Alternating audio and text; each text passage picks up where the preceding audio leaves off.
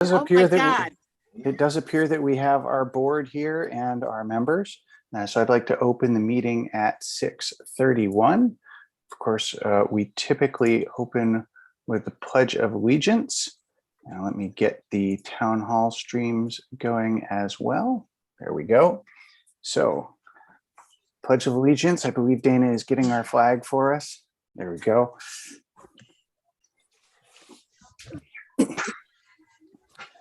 I pledge allegiance to the flag of the United States of America and to the republic for which it stands, one nation, under God, indivisible, with liberty and justice for all. All right. And I apologize, I'm just getting in here, but I like it because I beat you. Yes. Oh, sorry. I need to move that down. So I did get a note from Sue. Emmett is on his way to a fire call right now, so is unable to join us immediately. He may be able to join again later, but is unable to be here at this moment. What a night to have what a day to have a fire. Yeah, I mean, it's nice and cool out there, right? Oh, yeah. Especially with all your fire gear, if they got to wear fire gear. Yeah, it's really cool. Mm-hmm. All right. Great. SharePoint's not loading. However, I believe next up would be our announcements. So the announcements, of course, we're going to have the really important announcement, which is also an agenda item tonight for tomorrow, is a meeting with the school district for the small schools study. We'll be hearing about that more, but I just want to point it out now in case anybody thought they were leaving quickly or is trying to find it when browsing streams. Also, the walk with the chair that I've mentioned at a previous meeting this is our first meeting of the month, so it'll be this coming Thursday. And so that will be at, Russ and Dana, did we decide on 1 or 1:30? 1 o'clock. 1 o'clock. So that will be 1 o'clock. We will meet at town hall and then decide on a walk from there with anybody that shows up. And I'll be walking with whoever shows up and answering questions or taking concerns. So if you have questions on what we are doing or how things are going, or want to tell us something that you think we need to take care of or thank anybody, please stop on by and let us know. We'll be happy to do that. And it's not the lighting. I am actually red because I've been outside a lot. Moving on is typically the project status section that I'm going to be doing for the department chair meetings now, which is also this first of the month. And not a whole lot has changed, but let me go ahead and share that. And hopefully you can all see this. Of course, town hall streams won't see the same thing that everybody else does on YouTube or the stream or the YouTube stream. But I left the previous ones in because this is our first official one. So we do have code inspection, IT contracting, the fire department laundry, police cruiser are all completed at this point. The police server is being built. Everything is there. They have been scheduling a time with police department to go get that installed. And maybe the chief will have an update for us on that in his section later. The salt shed, we're going to get an update from the salt shed committee tonight. Town hall, we've got emergency lights that need to be replaced. That research has been ongoing, and I believe Dana will talk to us tonight about that. And all of the prior projects have been completed, which I did take off of here, but that's many of the maintenance items that have been lingering for a while, as well as the new pump that was needed.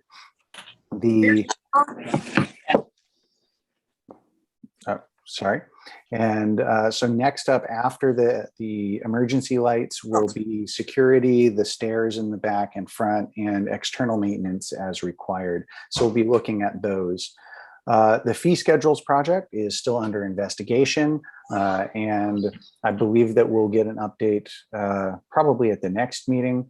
Russ has been working really hard at that to make sure that we have all the appropriate information that we need. We may have a work session at some point to look at all those. The streaming replacement, we do have a quote for that, and you'll be hearing a bit more about that later. And hopefully we can get that done in June or this month. Clothespin Bridge is on track as expected.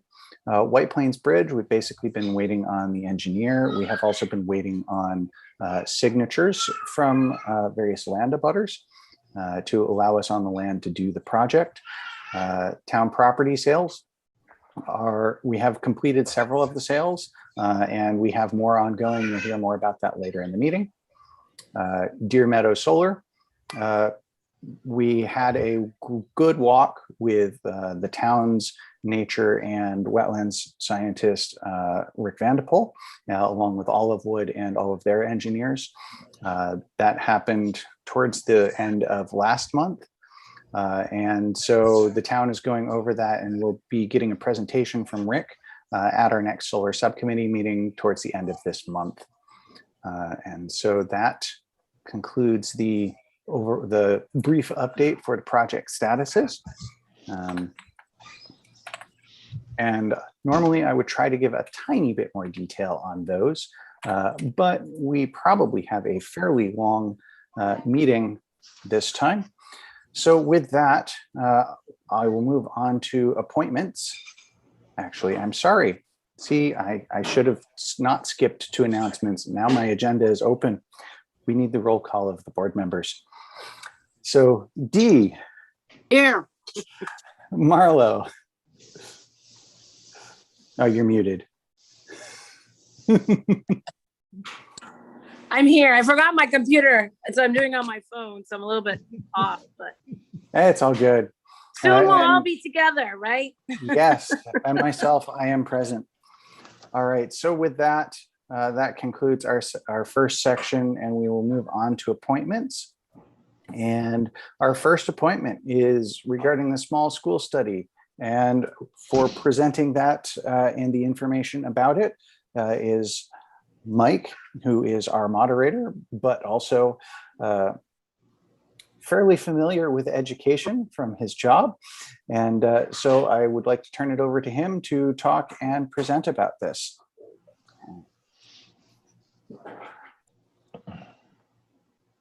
And I will be back in half a second.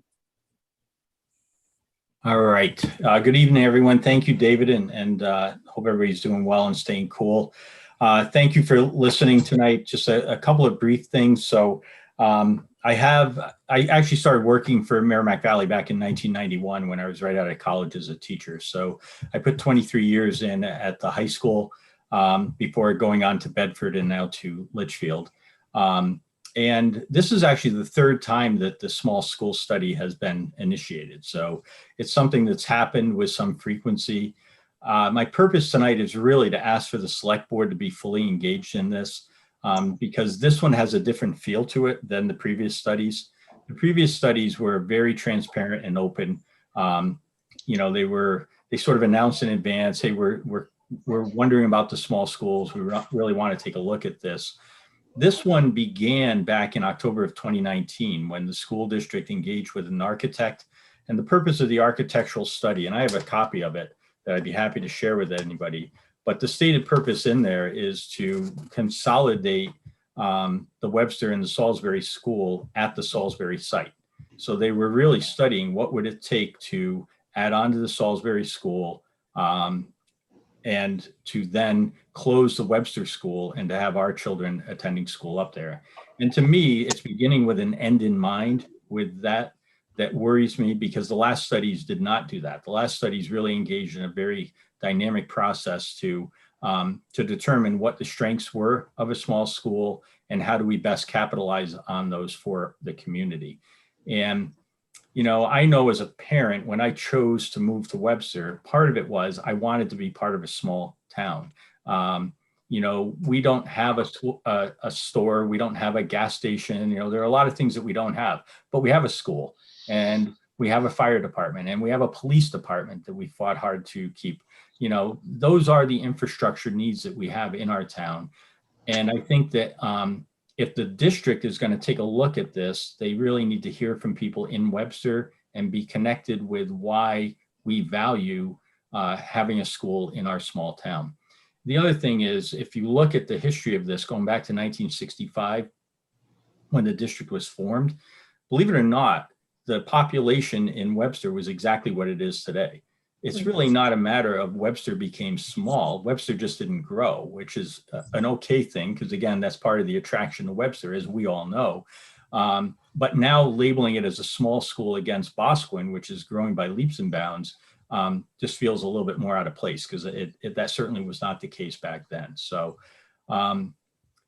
I am hoping that we can stay together as a community and be very vocal about it. The parents that I've talked to are concerned about this. I know that to go 3 miles from my house to the school, my children were on the bus for 40 minutes because they were the first ones on, and then they got the tour of Webster on their way. Now, I called it daycare by bus. We were okay with that because we had to get to work, but I'm not really sure longer than 40 minutes, which clearly a trip up to Salisbury would entail. I'm not really sure that that is the best thing. And I worry about, you know, each community makes their own choices. So Salisbury chose not to maintain a police department. I value that our police department is minutes away from responding to an incident at the school. And by the way, every night on the news, there's an incident somewhere, right? So I value that as part of our community. I'm not sure that I want my children now spending an hour on a bus to a community that doesn't value having a police department and is relying on state police to respond to a situation. So, you know, there's a whole host of things that I think those of us who live in a small town and value can speak to in terms of the importance of maintaining that going forward. And I think the select board can be really key players in this, because you either have had children go through the school or one day plan to have children go through the school, or even if you're not having children go through the school, you understand the community impact of a school in a small town. You know, I won't even begin to venture to guess what happens to property values when somebody finds out you don't have a school, the kids go where, you know, just all of those things that come into play that I just think we need to raise as part of this, and to let people know how committed we are to strengthening the school. Don't get me wrong. If there's an issue, let's get after it. Let's address the issue, but closing it, I'm not sure is really a viable or workable outcome of it.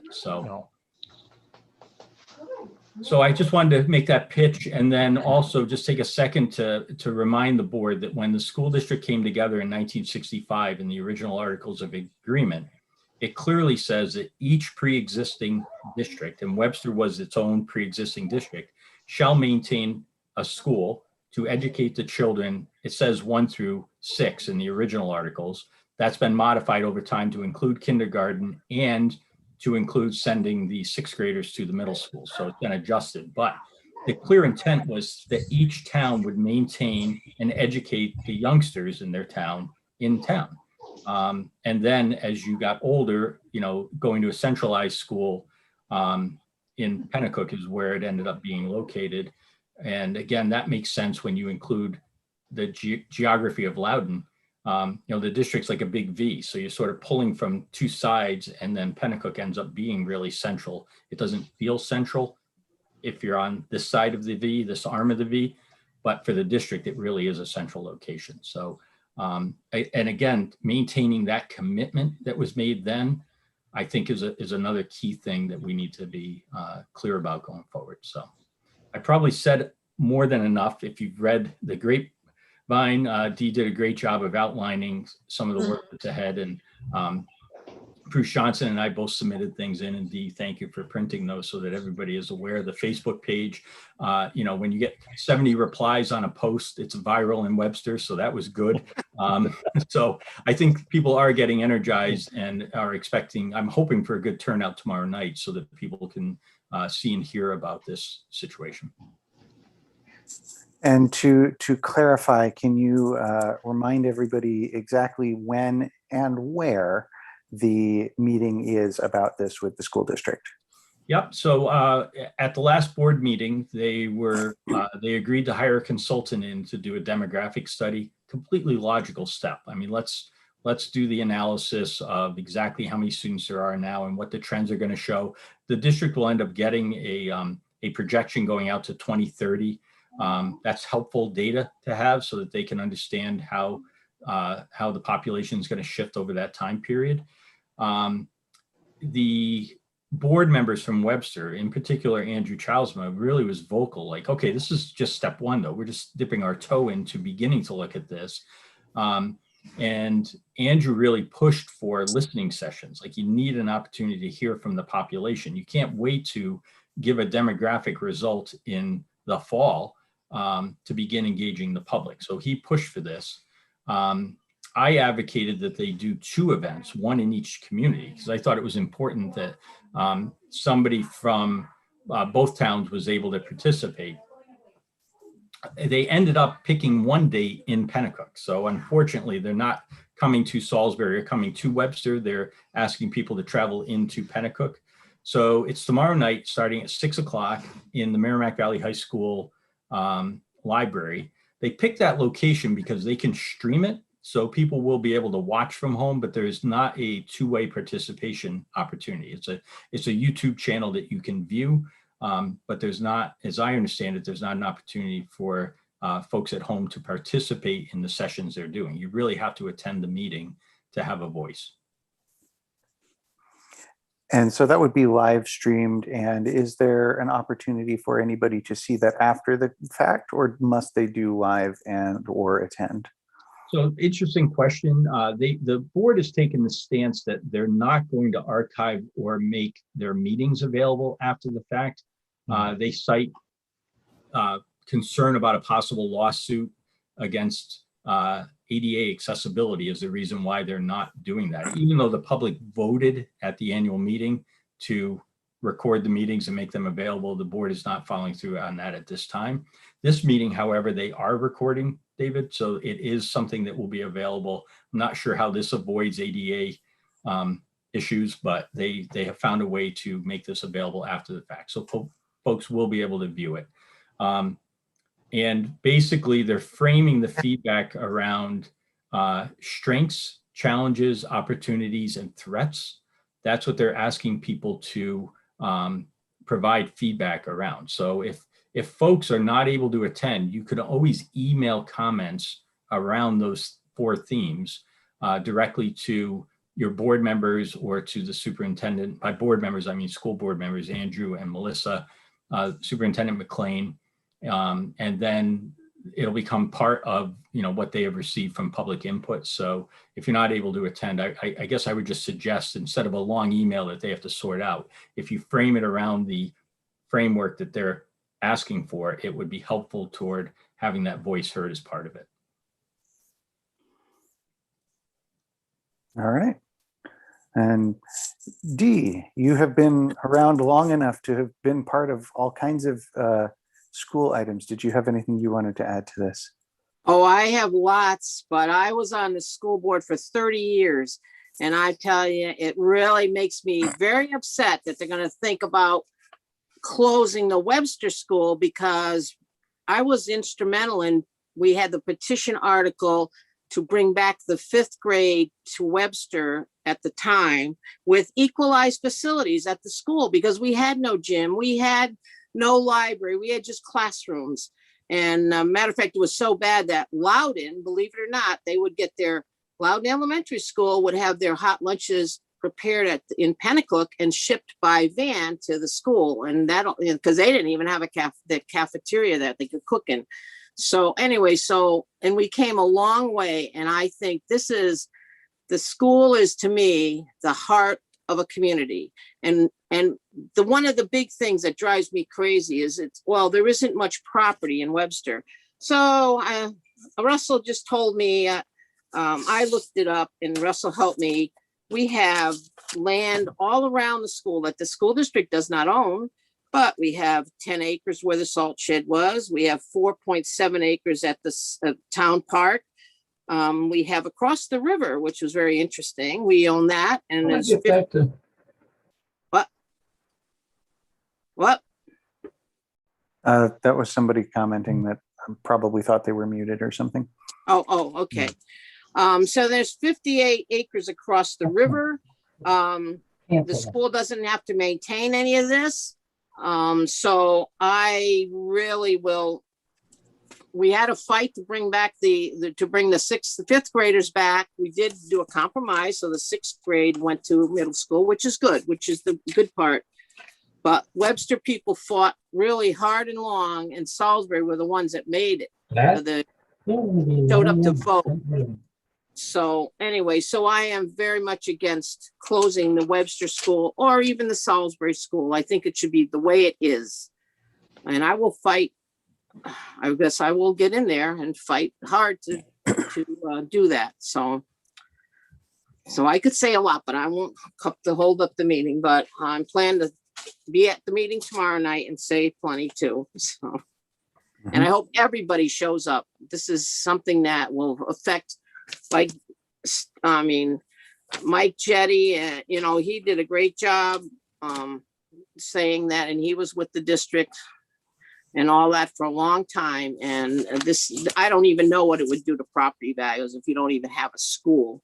But the school can also use like the town. It's right across from the town hall. We can use a stage. They could use a stage for programs, which they did. And you can make, you can have public suppers, which they've done with using the town hall. So it's vital. I think it's very vital to the children.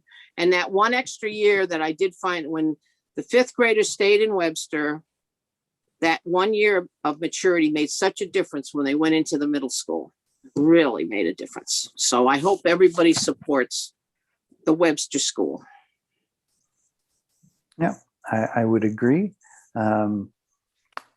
While normally I would open things for some sort of public comment, I'm actually going to not do that for this particular topic, because please show up and or submit your comments to the school district tomorrow, because it's really important that they hear it all. We, of course, are happy to hear it or have it sent to us as well. Feel free to CC myself or the administration in town. But this is something that I feel is important to let people share their individual voices to the people who are making the policy decisions, which unfortunately are not directly us or the town. With that being said, yes. Someone just said my name. I believe it's in the Roger. It's Dave Hemingway. Okay. Okay. So to the board, my question is, would the board like to, beyond just showing up and asking questions as individuals that happen to be board members, do you think it would be appropriate for the town to draft and write a correspondence to send to the school district? Yes, I do. I agree. I guess maybe coming into this a little bit, maybe not, not having kids in elementary school anymore, but had, 4 of them go through there, is the intent, just because they think that the services and the money is gonna save us money? What was the reason they came up with this? So Marlo, my understanding is that part of it is a potential cost savings, but I need to hear way more about that. And this is part of the issue, is that it's all been presented, as I said to Celie Longnecker, the chair of the board. I said, Celie, did you know that an architect had been hired? And she said, no.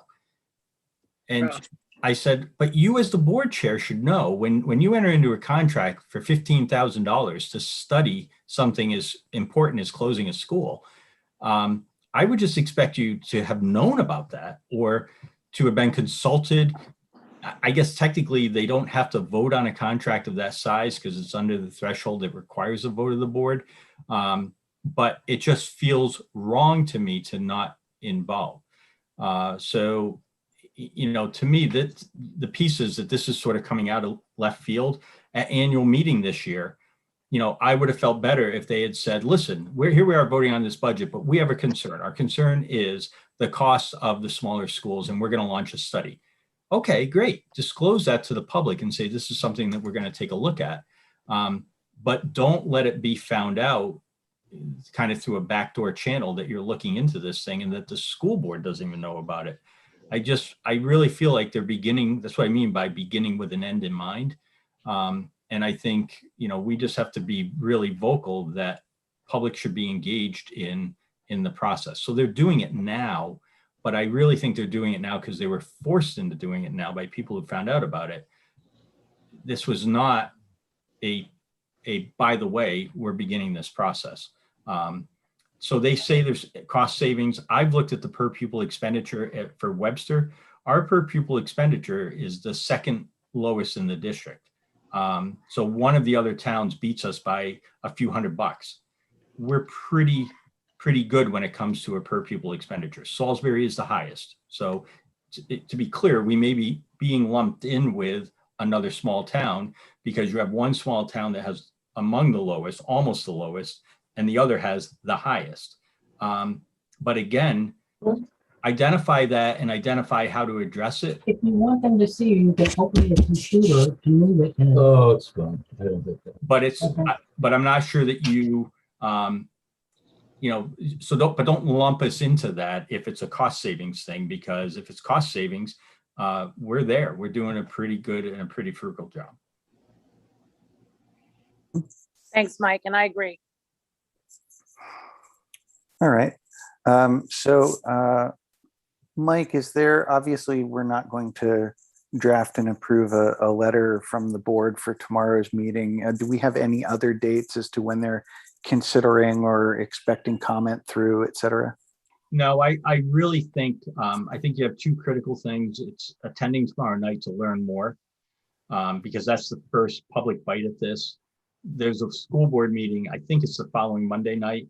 And I think that's another opportunity to, the board hasn't even voted on a process. The only thing the board voted on doing was a demographic study. So, I think there could be something on their agenda a week from tonight that would be important to learn about. And then I think if the select board was able to put together a letter, it buys you a little bit of time in terms of articulating what you're hoping. I'm hoping also, I see on your agenda that you're hoping the town hall can open in July again for meetings. I'm inclined to try to pull a community meeting of our own together in town. And that might be something the select board could help us do, is to host a local community listening session where we can share some of the facts of what we're getting and then hear from citizens who can't travel all the way into Pennacook, or maybe are previously committed to next Monday. It's a busy time of year for end of year activities at schools, et cetera. So, you could just have people who aren't able to make that trip in. And so maybe we could host something in town and help collect more data. If the school's not going to do that, we could do that, right? So again, it's about community engagement, and we can be vocal in doing that, I believe. To be clear, we already opened town hall to allow for it to be rented out for space.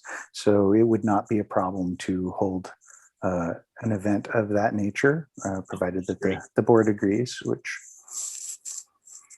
they can chime in on if they would like. Totally agree. I do too. I may, what may be helpful then is I'll email Dana. Is that how I would reserve the town hall? So I'll just send him an email and pick a date, because if we could announce something tomorrow night that we're, if you're not going to have another listening session in town, we're going to hold one, and here's what we've set up, and we're inviting everybody to come to our meeting. And I'd be happy to serve in the moderator role. It's not official, obviously, but I think we can have a pretty darn good meeting that doesn't get into attack mode, but just allows the community an opportunity to share further along the strengths of a small town school, some of the challenges and ways that we can address some of those challenges, opportunities and threats. I'm not quite sure what they mean by threats, but we'll know more after the session tomorrow. And we can start to build some of that from within the town. So I'll email Dana then to see if we can get a date for July, probably wait till after July 4th, and to see if we can get people to come together, and then we can announce it in the next grapevine too. Yeah, that would be good. Sounds good. Agreed. All right. Any other questions from the board or our employees, such as the chief, because I know the police response was mentioned. Well, I would definitely have a comment to make on that. I know Salisbury has no police department, and with things that are happening in today's world, it's essential that you have some sort of a response set up to every one of the schools. We're lucky enough that we're only, a little over a quarter of a mile away from the school. So even at the farthest point in our town, for an officer to respond from there, we're less than 5 minutes. If we have to respond to Salisbury, if somebody's on Dustin Road, it's 15 to 20 minutes to make it to the school. By then it's too late. It's already over. So that, as far as I'm concerned, that's ridiculous. And nothing against state police. They don't have the manpower. If they're lucky, they have 2 people on in Merrimack County. That's covering all of Merrimack County. How are they going to respond to that? There's just no way they can. It's virtually impossible. That's just an accident waiting to happen. Thank you for the comment. And thank you, Mike, for making sure that we had this appropriately mentioned. And I hope that everybody here and everyone who sees this online decides to go and attend this meeting tomorrow so we can find out more and let them know that we think our school is pretty special and we should keep it. Absolutely. With that, I'll move on to our next appointment, which is Adam Mock, talking about the White Plains project. Yeah, I was just curious of what's going on over there and how things are coming, if it's going to get done this year.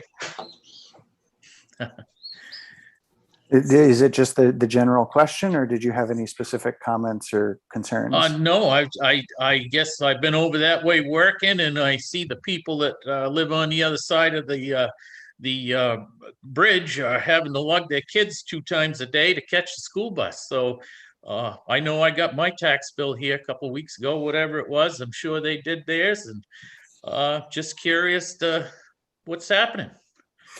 So I will start with the statement that we are trying to get this done as hard and fast as we possibly can in a reasonable manner. And I would like to turn this over to Dana in case he has any more up-to-date news than I do from during the day today to tell us exactly where we are and what we're waiting on. Thank you, Dave. I've been really trying to push the engineering to go forward to get this project done. We've been waiting for 4 landowners to sign easements. We have 1 signed so far. I've talked to the engineer today, and she's meeting personally with another property owner, and the other one they said they would sign, and the last one we had to send the paperwork to American Virgin Islands for the trustee to sign that. I do have a punch list of things that she sent me today regarding the wetlands permit.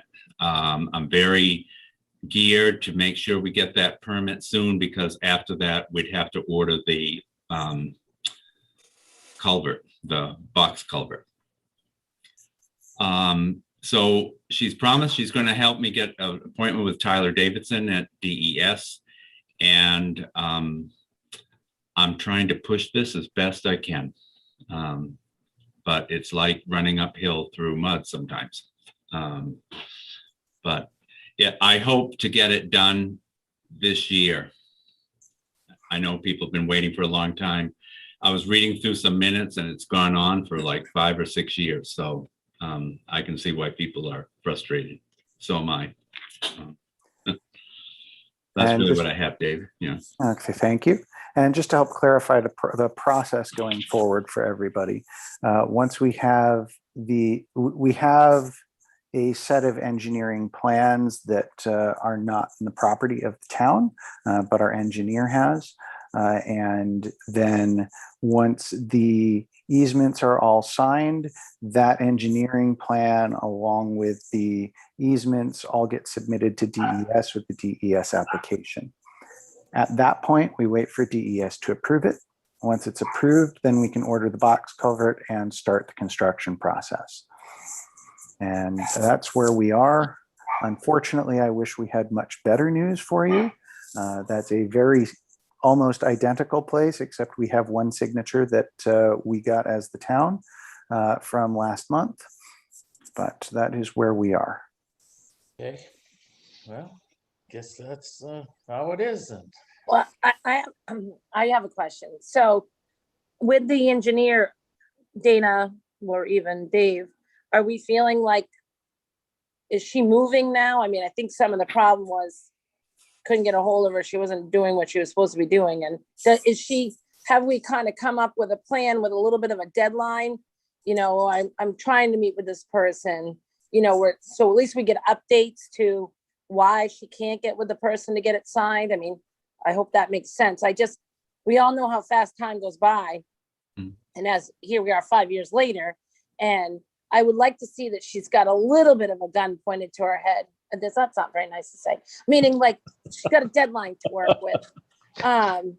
Because we all know how that goes. If somebody's squeaky wheel wins the race most of the time. So I just didn't know if she understands that, you know, as we had to kind of talk about if this was a job for her to keep doing. I mean, starting over could cause way more havoc. We just would like her to at least address her time frame, unless there's a person holding her up, and maybe she kind of lets Dana know that in some kind of fashion. So I haven't really been in direct contact with her except for once when she said, yes, we're working on it with Dana. But the last that I had heard was her saying that we would have these signed easements by June 1st. It's of course June 7th now. Dana, have you had further communications with her and further, I don't know, insight? I surely have. And Marlo, just so you know, I am like a dog after a bone on this.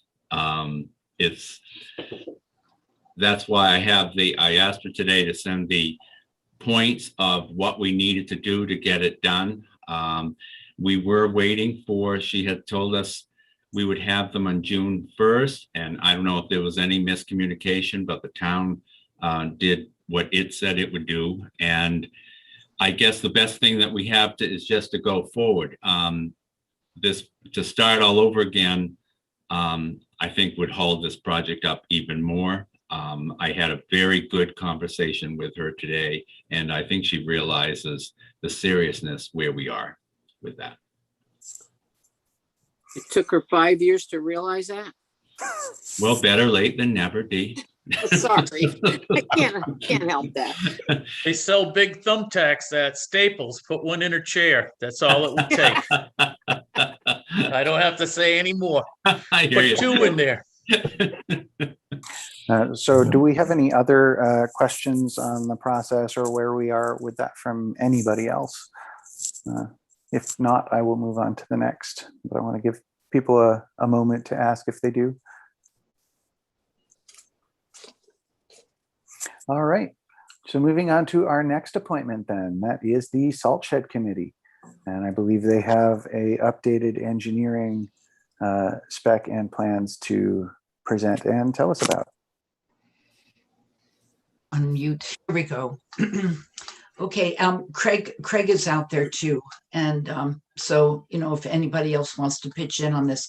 So a week or so ago, maybe 10 days, I sent Dana the revised engineering update. And I think that the select board has received that.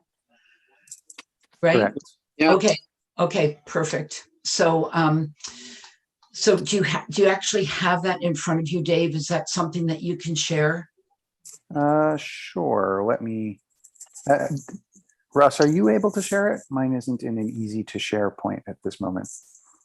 Let me log Unintended. into SharePoint real quick and I should be able to. Okay, I will download it from there then, and or attempt to. There we go. As the pun was intended, SharePoint does not always play very nice. So, See who gets there first. Where is it? I've got it up, but I can't just share anything as a member of the public, can I? I can make you co-host and then you'll be able to.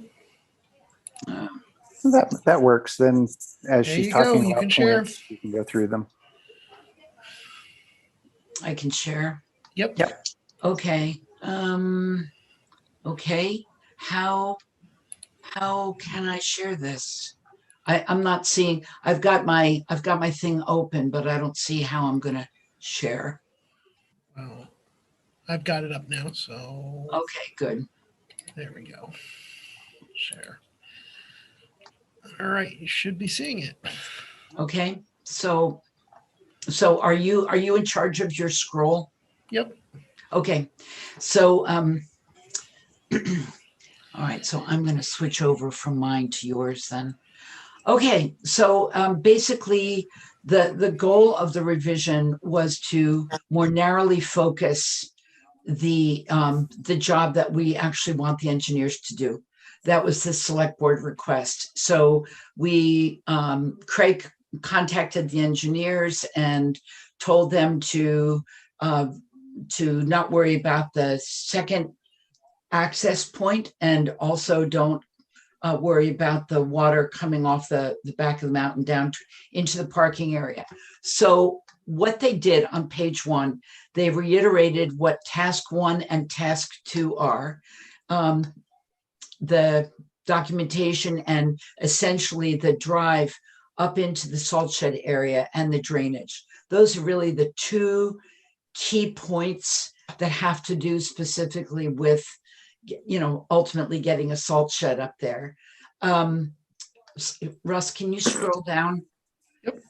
So there's task 3, existing parking area drainage corrections. That's been eliminated. Can you keep going? On the top of the page, task 4 has been eliminated. And if you can go down to the next page, Russ. So you can see what the assumptions are in terms of the proposal. They've pretty much done exactly what we have asked them to do. They have a new number 15 at the bottom. If you can scroll up just a little bit, there you go. So they want us to provide a GIS level tax map, which I believe we can do. I'm sorry. We can do that. Okay, great. And then they specifically in number 17 said that, they addressed how they intend to do their inspections. They want to be notified before we need them to come out, all of this kind of stuff. They said in their final thing that Hoyle Tanner issues a final inspection report on the adequacy of the work performed, but a guarantee cannot and will not be provided.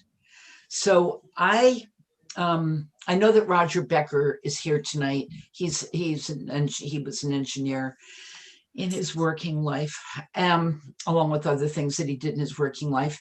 And so I don't know if that's standard operating procedure for engineering firms to not be willing to guarantee work.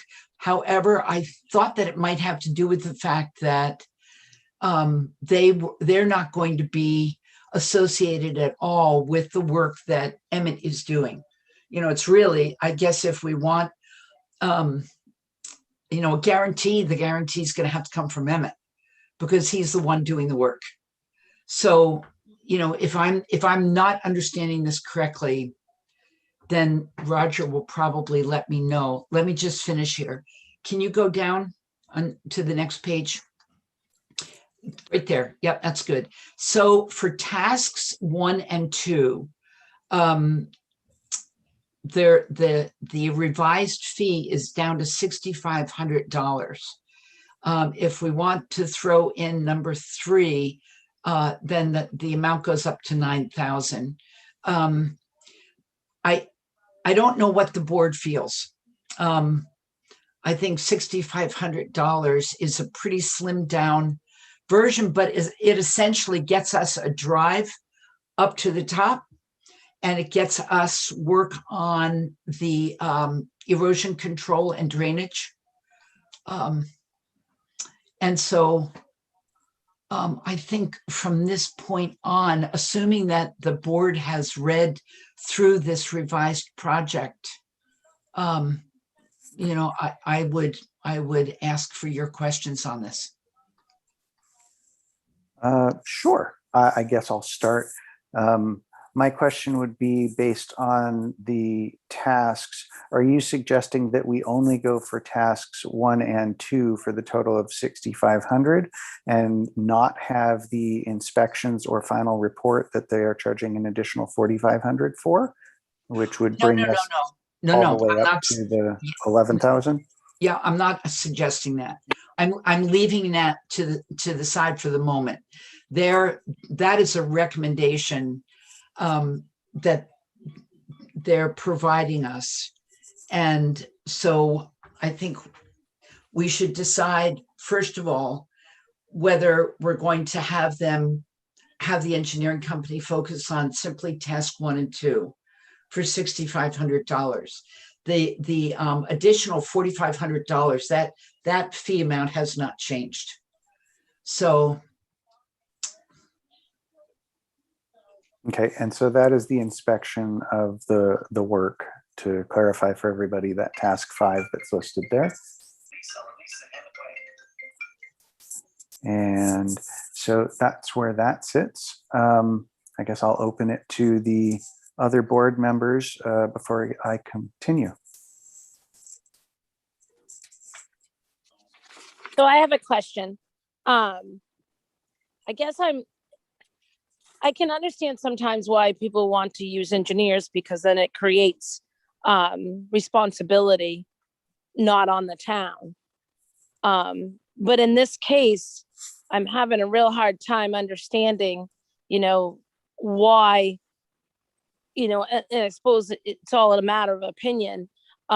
When you have a road agent that we already entrust to build many roads, and Chris, you had talked about 100,000-pound trucks going up and out of there. Well, we do work all the time where we're on class, 6 roads, and it's not like it's, to me, what's happening here.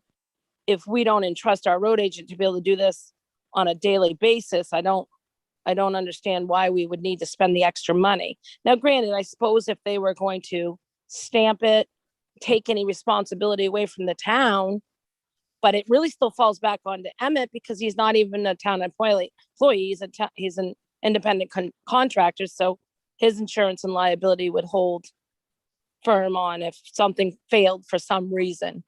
So I guess that's where I'm confused. Roger, would you like to, Roger, unmute yourself?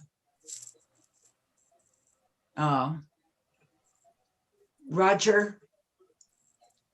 Oh dear. I've asked him to unmute. There we go. I don't know whether you can hear me or not, but We can now.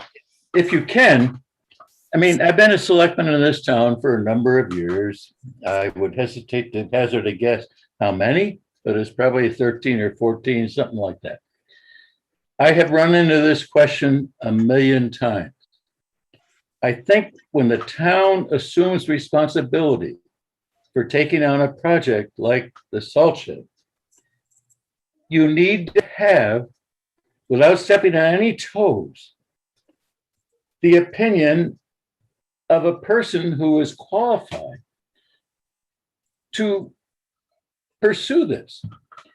In other words, what I'm saying is that if you do not hire an engineering firm to undertake and supervise what is going to happen, then you are taking the liability for what is going to happen if what takes place doesn't work very well. And so I say, I have always voted in the affirmative for hiring a professional. It doesn't mean I don't trust Emmett.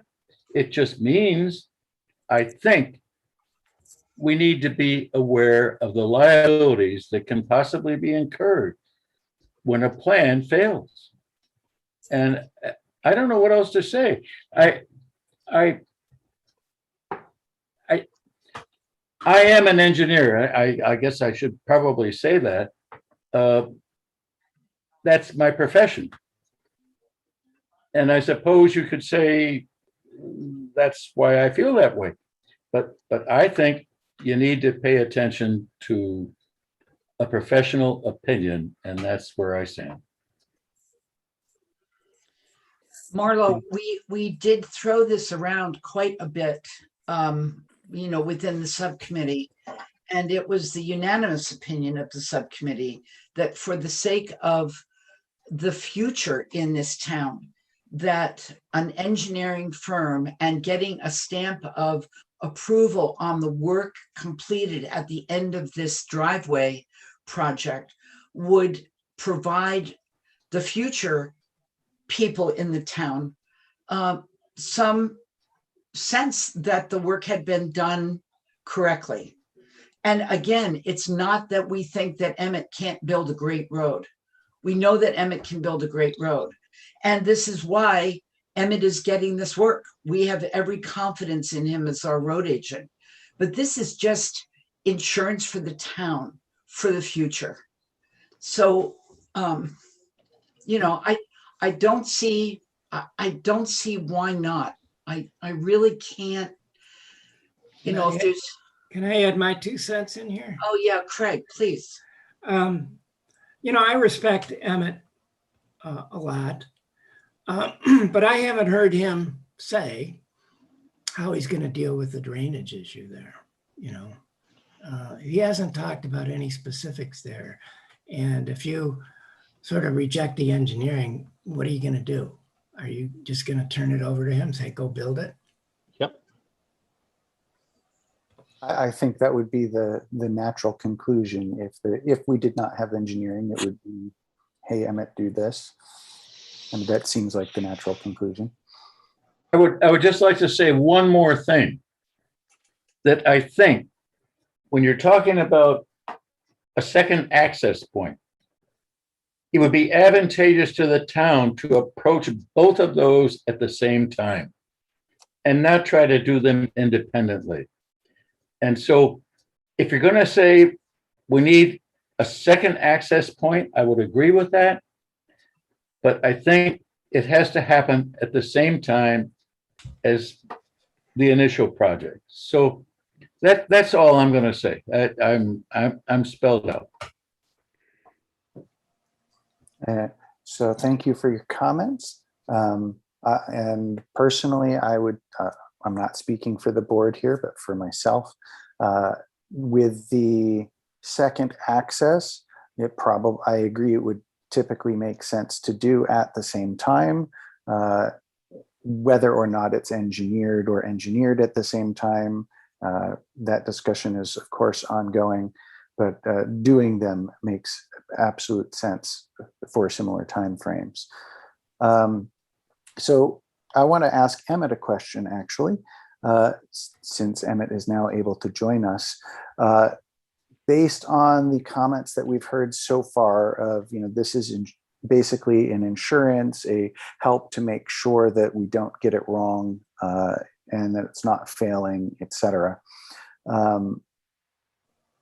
Obviously, the town entrusts you with a lot and believes that you can do a lot because you have our road agent contract, and quite frankly, you get lots of really great comments about how well our roads are taken care of. So I want to move away from that for a second and throw a hypothetical at you. I think my hypothetical for you is based on, like 5 minutes. Let's say that you were not a really good road agent. You build this and it fails in 2 years. The amount that the town is spending to construct this in the first place, and probably a tiny bit more, would be what we would stand to lose for the valuation of that, and of course, some access. So what is the, and I'm not holding you to a number, are we talking about like a $15,000 project, or are we talking like a $50,000 to $75,000 project? Just to make this so it's easy for everybody to understand the kind of percentages of the engineering versus the actual work and how much it may stand to help save in the future if it were not correct. So you're asking a bunch of different questions there. Well, the main question is, like, are we talking about a roughly $15,000 project, or are we talking about a roughly $50,000 to $75,000 project for this access road? Well, are you paving it or are you not paving it? Because when you pave it, that's going to double the cost of the job. So Let's assume we are, okay. just for the sake of trying to get numbers that make this look good. So if you're going to pave it to do that project, you're probably talking around, you know, I'm on the high side here because it's better to go high than low. You figure an 18-foot driveway or 18-foot road with it being paved and the rain gardens at the bottom of the hill and all that stuff with the water and the vegetation and stuff, you probably around 22 to 25 grand if you're going to pave it. That's where your money's going to be, is in the paving, at least half of that. Okay, so to frame this in context, the 6,500 for tasks 1 and 2, and the 4,500 for task 5, that would then provide the assurance that Becker and Chris and Craig have talked about, are going to run us about 11 grand. So about half of the amount of the entire project, and obviously less if it does not get paved. Sorry, the more of the percent of the project if it is not paved. So I just wanted to frame that to give everybody a context of the value that could or may or may not be saved here. I did go down last Friday, took the backhoe down and did some test pits. I thought that I was going to find every type of clay you could find underneath the ground here in Webster, but it's some pretty good material. It's got a good base, good bony crushing gravel. Actually, I'd like to set right in there with an excavator and in a crusher and make some good crush, but there's material there to work with.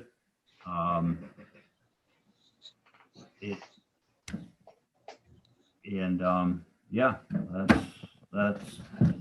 it's not going to be the project that I thought it was going to be. I thought we were going to have to dig out a lot of unstable ground and put a good foot of 3-inch Cory pack from the stuff that's all qualified from the state of New Hampshire back, but we're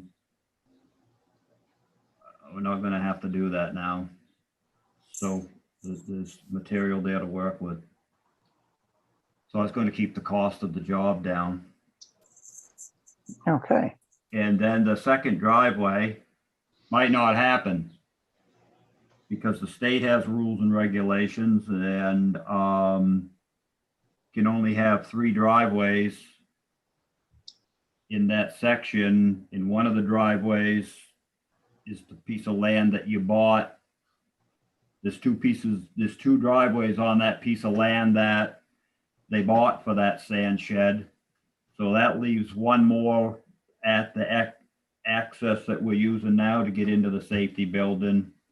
And unless we can talk to the people that we bought the land from and do away with one of their driveways, we're not going to have a second driveway at the safety building.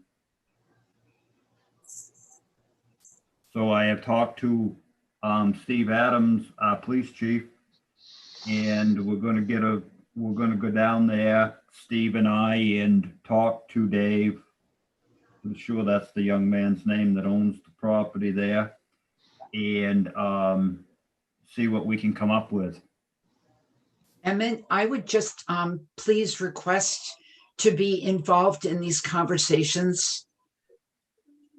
Okay, because I want to keep up on what's going on the site. There was never any intention that that second access point be used.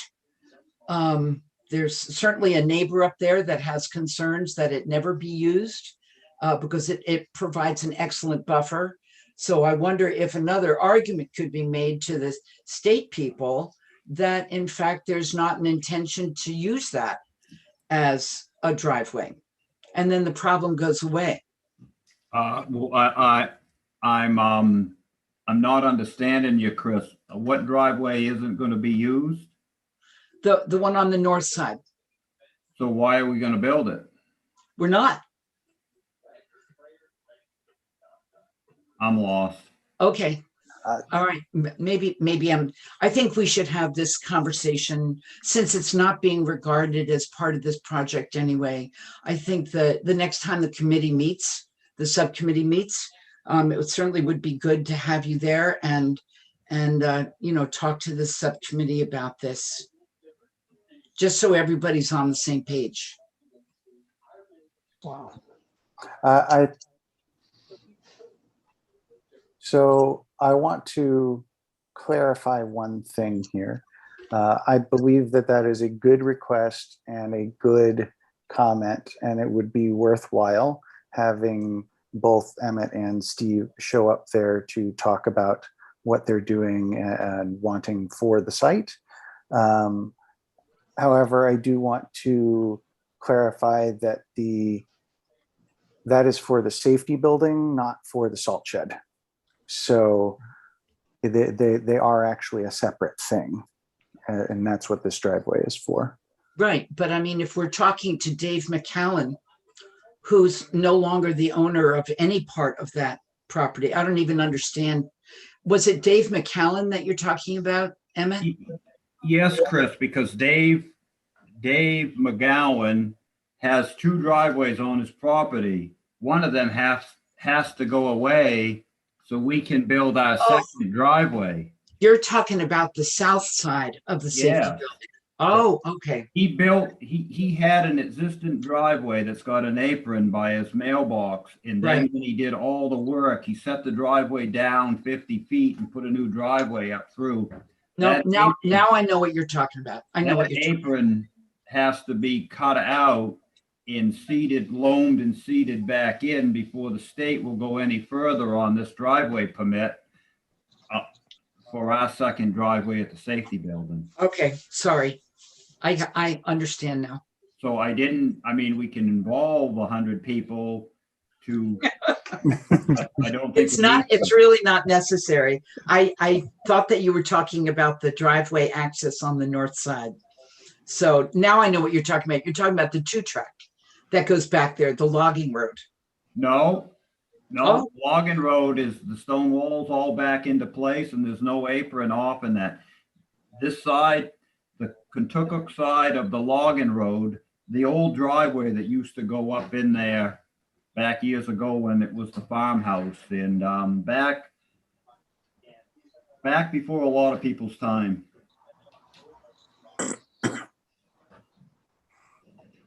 If you drive past there, you'll see the apron. It's a dead end. It goes nowhere. So I want to bring us back on topic here. Yes, it's important because it's been discussed and it is part of what had been removed from the engineering request.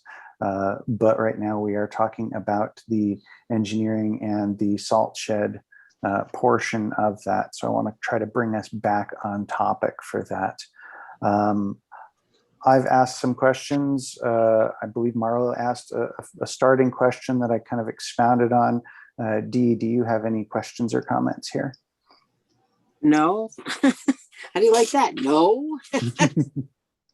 Bryce? All right. So that basically leaves us with looking at whether we want to go forward with the engineering and or whether we want to request Emmett to start doing the work if we do not. I guess my first question before that would be to Chris and or Craig. What is the time frame that the engineers have given you for assuming we do or do not, but if we sign off on this, what is the time frame that they have given you for having the plans done and being able to let Emmett start doing the work? And then how long it would take them from, okay, I stopped at this step, I'm requesting you come inspect it. How long what's their response time for that expected to be like? Craig, I don't know that they have given us a time frame yet, especially now that we've asked them for something different. In terms of the second part of your question, Dave, all they want is a heads up as to when Emmett feels that he's going to be ready for the first inspection or the second inspection, et cetera. And then I believe that they said that they could respond within a week. So in terms of, so Craig, are you still out there? Yes. Yeah. So do you remember them saying anything about from the time that we signed the contract with them? Well, we've always worked on the assumption that they want to get this project done this year. And I don't think it would take them that long to do their engineering work. I think they'd be fairly responsive.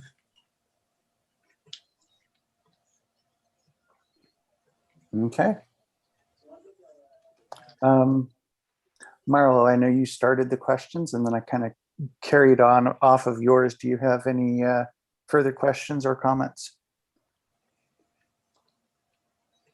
You are muted if you do.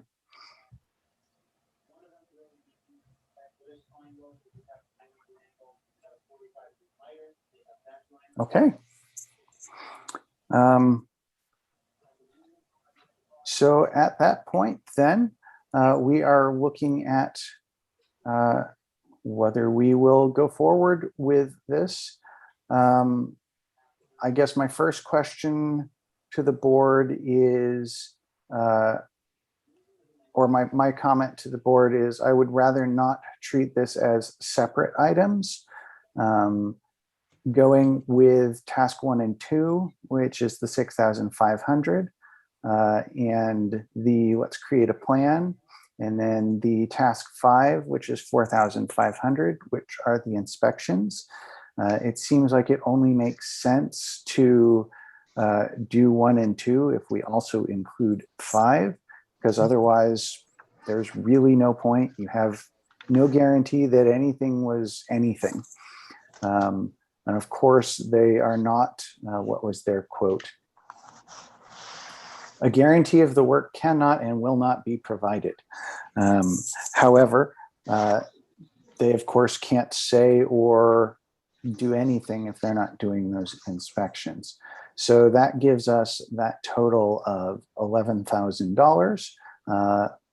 And so that would be the way forward.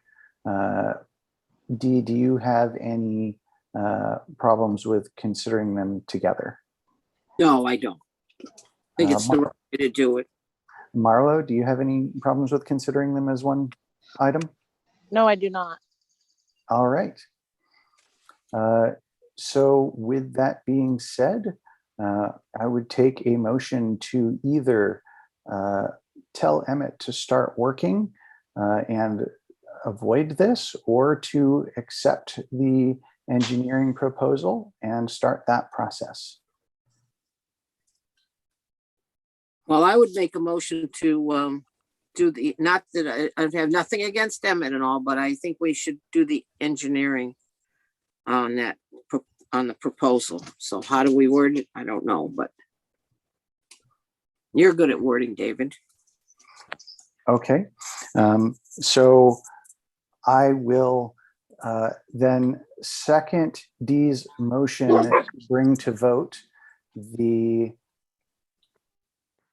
that the town approve the engineering quote for 11,000 for tasks 1, 2, and 5. And so that brings that, well, that was the second. So that brings it to the table for comment and or further discussion. Of course, we've been discussing it, but I would like to hear from at least the two people that this will, well, the main person that this will impact, which of course is Emmett, then from both of our board members and also from the chief, who will be there and handling a lot of the items as well. Sorry, Chief of Police, Steve. I guess I will start, let's see, I'll just go in the order that I see you on Zoom. So I'll start with Dee. With me? Yeah, you're the next one on the Zoom screen I have. Oh, okay. I can't. Well, I just think it's necessary. So that's my, I mean, I leave it to the salt shed committee. You know, they studied this and all that. And it's, I think they said it was unanimous that the committee thought we should go with the engineers. So, I mean, when somebody studies something long enough, I think they would know all the ins and outs. I didn't study it, but I would, that's why we have committees. So Chris did mention that that was a unanimous vote. Yeah. I guess my quick question, is Emmett on the committee, the subcommittee?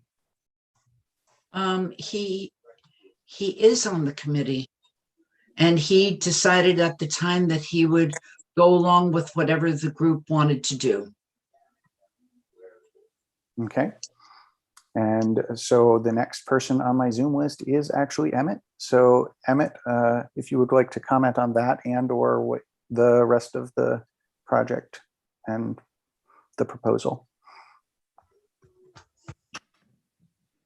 Well, I think you put me on the spot here, but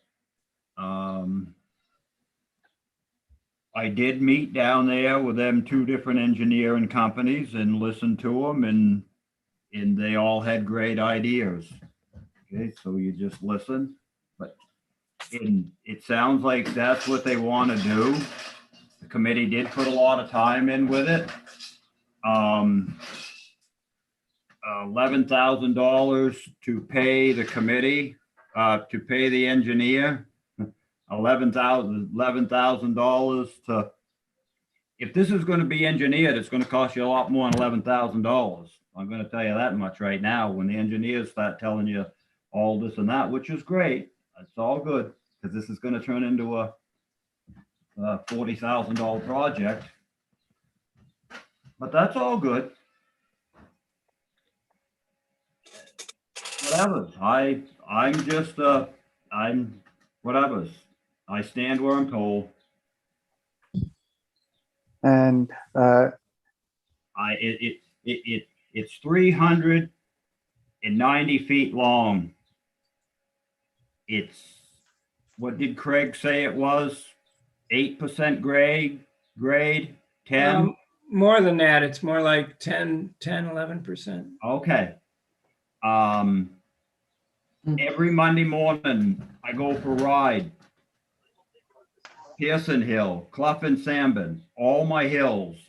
When it's raining, I'm out there. Christmas Day, knee deep, waist deep in water, saving the roads in the town of Webster. I don't know what you folks are doing Christmas Day, but I didn't have dinner. I was out there. Okay. And it's 390 feet long. It's nothing. I just don't know. I don't understand. So that's what I got to say. And you do what you want. You hire an engineer. I'll work for them. I'll do what they say. Have them come out and do their inspections. But at the end of the day, when you get one of them big rainstorms, I don't care if I do the job of Weaver Brothers, or who, but that engineer's not going to be here to help you put stuff back together. And that's all I have to say. Okay, thank you.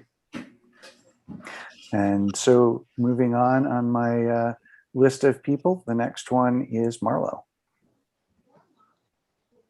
I do want to make it clear that I appreciate the time and effort on the side of the committee. And I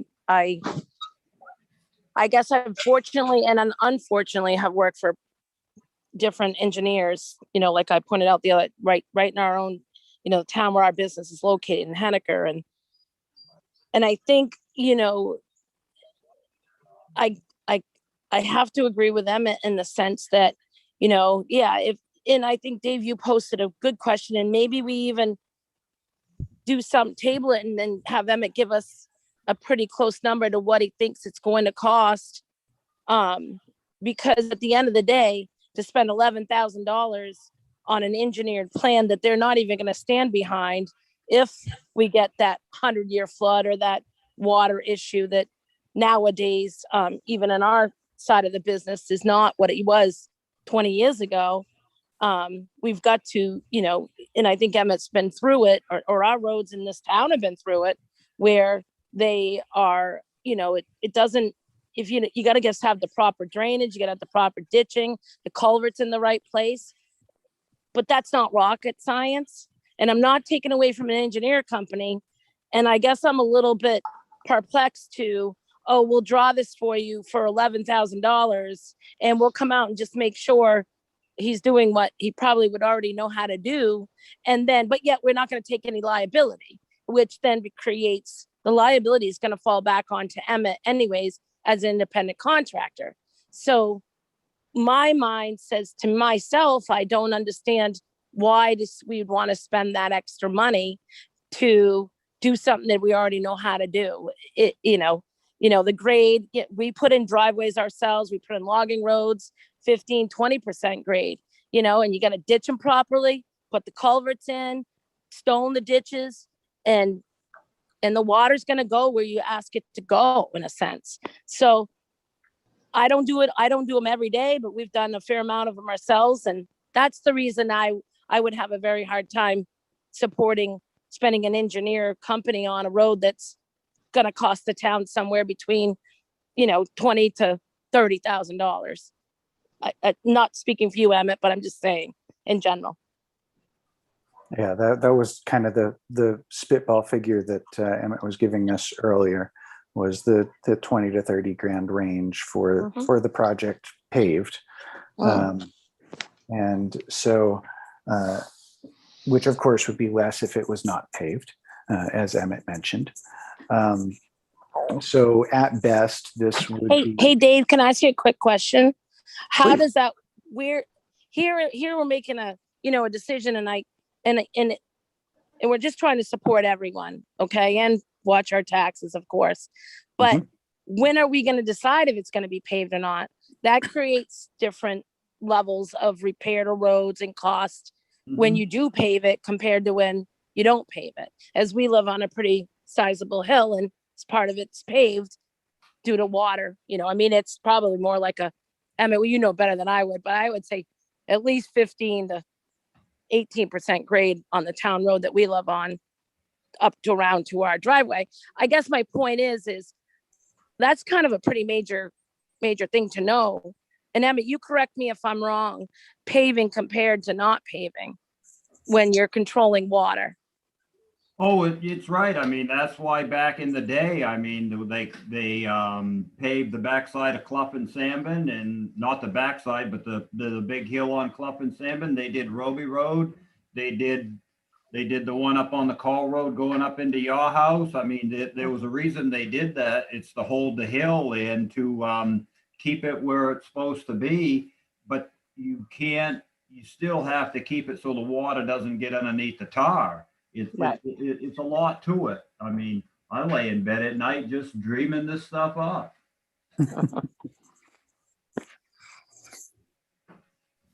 So is, like you said, so we don't know, maybe we should table this kind of until we Emmett, can you give us a really good estimate of how much it was gonna cost you doing the road? Because you were saying the gravel and stuff underneath was better than you thought it was gonna be. Correct. Yeah, no, So- there's stuff there to work with, and it's going to keep the cost down. So can you, could you come back next, whenever our meeting is and say something, do a specific, how much it might cost estimate? Doing the Yeah, way I you pretty wanna much do. told you, pretty much tonight told you, if you're going to pave it, it's going to be 25, 26 grand. It's going to be twice as much. The tower is half the project, half the money of the project. And then you rip wrap in the ditch. You got to get your ditches set off and get your ditch deep enough for the water to come down there. I don't think you're going to get that. You're not going to get the water off that hill. The water don't come down that hill. It don't come down it now. So I don't know where this water's all going to come from. I've been around a long time. I don't know. So We haven't had the driveway wash out yet from the water coming down the road. That's just natural.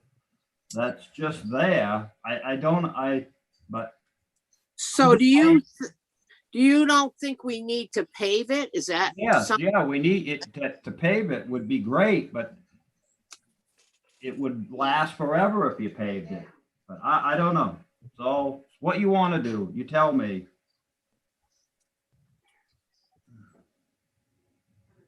So it's The other thing I'm thinking, if we don't pave it right away, you do the dirt thing and then pave it in a couple of years, kind of plan for that. Is that kind of silly? Yeah, if you're gonna do it and spend the money, you're better off just to do it and All have at it done. once?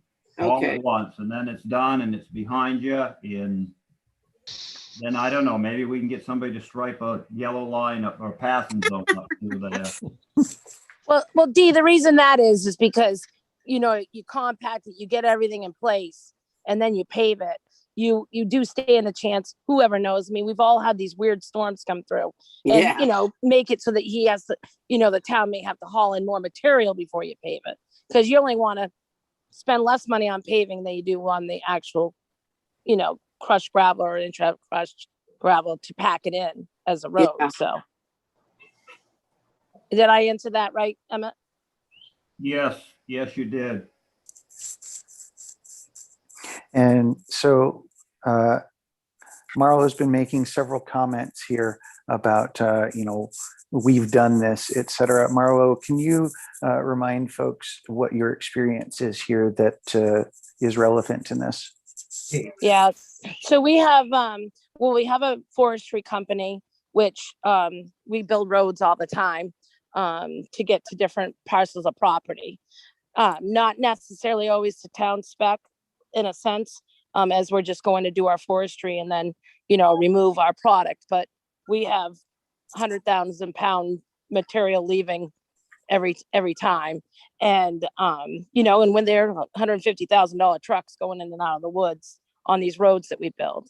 So, ditching's important, culverts in the right spots so that, and like Emmett pointed out, the water is not as much of an issue as even on our own road here on our town road. And then also we've done some engineered projects, built some retaining walls and, house lots and, but a lot in road building, because when you're in the kind of business we're in, that's what you have to do to get the product out. And a lot of times you got to leave that road looking better, if not better than when you got there. So ditching and culverts, and gosh, if you put pavement on and you do it right, it's, and I think then as a business owner in the liability side, it would be one thing if we were going to be stuck with the liability, because let's say Emmett was a town employee doing it, but he's an independent contractor that has to carry all that insurance for that. So let's just say somewhere along the line, he messed something up. He's got liability, where these engineers, it'd be one thing if they said, oh yeah, we'll stamp it, our liability, take over if something happens to this road. Then I feel like it, maybe we talk about that, but, or I would give it more of a thought, but they literally are just going to tell him what he already knows to do. And because it's not, engineers have a place. There's plenty of things in this world that are, a lot more above all our heads. And that's what they go to, learn and do. And I don't see that being part of this project with my history, even of what we've done in building roads and our site crew of 30 years. Yeah, I don't understand why they don't guarantee their work. And did I read that wrong? They specifically state, let me find it so I can quote, Hoyle Tanner will issue a final inspection report pertaining to the adequacy of the work performed on this project, but a guarantee of the work cannot and will not be provided. So they're specifically stating we're not going to do anything of that nature. So like Dee, when we put in a road or we put somebody's driveway in or a house lot of some kind and their driveway, gets washed out. Yeah. I have to guarantee that they're going to come to me and go, what did you do not wrong? Or like in a case where Emmett's done some test pits, that's fantastic. Because a lot of times we don't know what's under the ground. Yeah, right. So yeah, we were just doing a house lot that there was an old hotel that sat there and we found brick and we found wells, so now you say to the guy, you either put in a French drain or get rid of your water or your driveway is going to wash out or be muddy at this certain time. So what's underneath the ground is very, very important. And I'm very glad to hear that we've done some of that testing. Okay, thank you. Okay, so thank you. Obviously, this has been a long-standing project. I believe Dana was finding stuff back in either 2015 or 2016 for the salt shed being a project that was going. But it is something that we want to get done because, of course, we want to move the salt shed to its new location and not have to house our sand in multiple locations in town, et cetera, which will, of course, help streamline things for Emmett and make it easier all the way around to take care of the roads in the winter. With that being said, before we go forward with our vote, we do have two public here as well. So I would like to request comment from those public members if they so choose to do so. The first one on my Zoom list for that is Linda. Well, actually, I'm on the committee. Oh, I apologize. I forgot that Chris had mentioned that you being on the committee last time. That being said then, well, I haven't really heard from you, so you're welcome to speak if you'd like, but I assume that you're for the engineering. Well, I'm torn to a point because I agree with the cost like Marlo's saying. However, my thought is that it would protect Emmett and the town if we had the engineering approve what's been done. But obviously they're just kind of not doing that. They're going to give us a plan, but they're not going to guarantee anything. So it's kind of, I don't know. We've worked so hard on this. Very hard. We have, and it's a lot of thought has gone into this. I know Emmett can do a great job. He always does. So I'm kind of torn at this point where we stand with all of this. We kind of got excited expanding the project because of the driveway issues, but I realized that we have to pull back and just look at the one driveway for the salt shed at this point. So I'm still waiting to see what you all decide. Okay. Thank you for that. And now I'll go to our who I believe is public, Jay, if you would like to speak. Unmute. Yeah, now you're not muted. Thank you. I want to say, listening to Emmett and Marlo talk and share the expertise, who have borne the brunt of this experience. I mean, they know what they're talking about. And then Dee's questions are like over the top, perfect, logical. So what I'm hearing is to spend $11,000 is we're talking about feelings. It will give people a better feeling in the future. We can't spend money based on people's perceived feelings. We have to go by the facts of what the work is. If the engineer is not able or willing or both to guarantee any kind of work and just make everybody feel good because there's a rubber stamp on it, I mean, I know I'm only a spectator here tonight, but I am totally with Emmett and Marlo and Dee. I think that it's not money wisely spent. That's just my opinion. And I'll go mute now. Thank you. Thank you for your comment. Dee, I believe that you actually just made the motion that we should consider doing this. And of course, you have been asking really good questions. So Dee, if you would like to comment and or change any of that or move us to vote.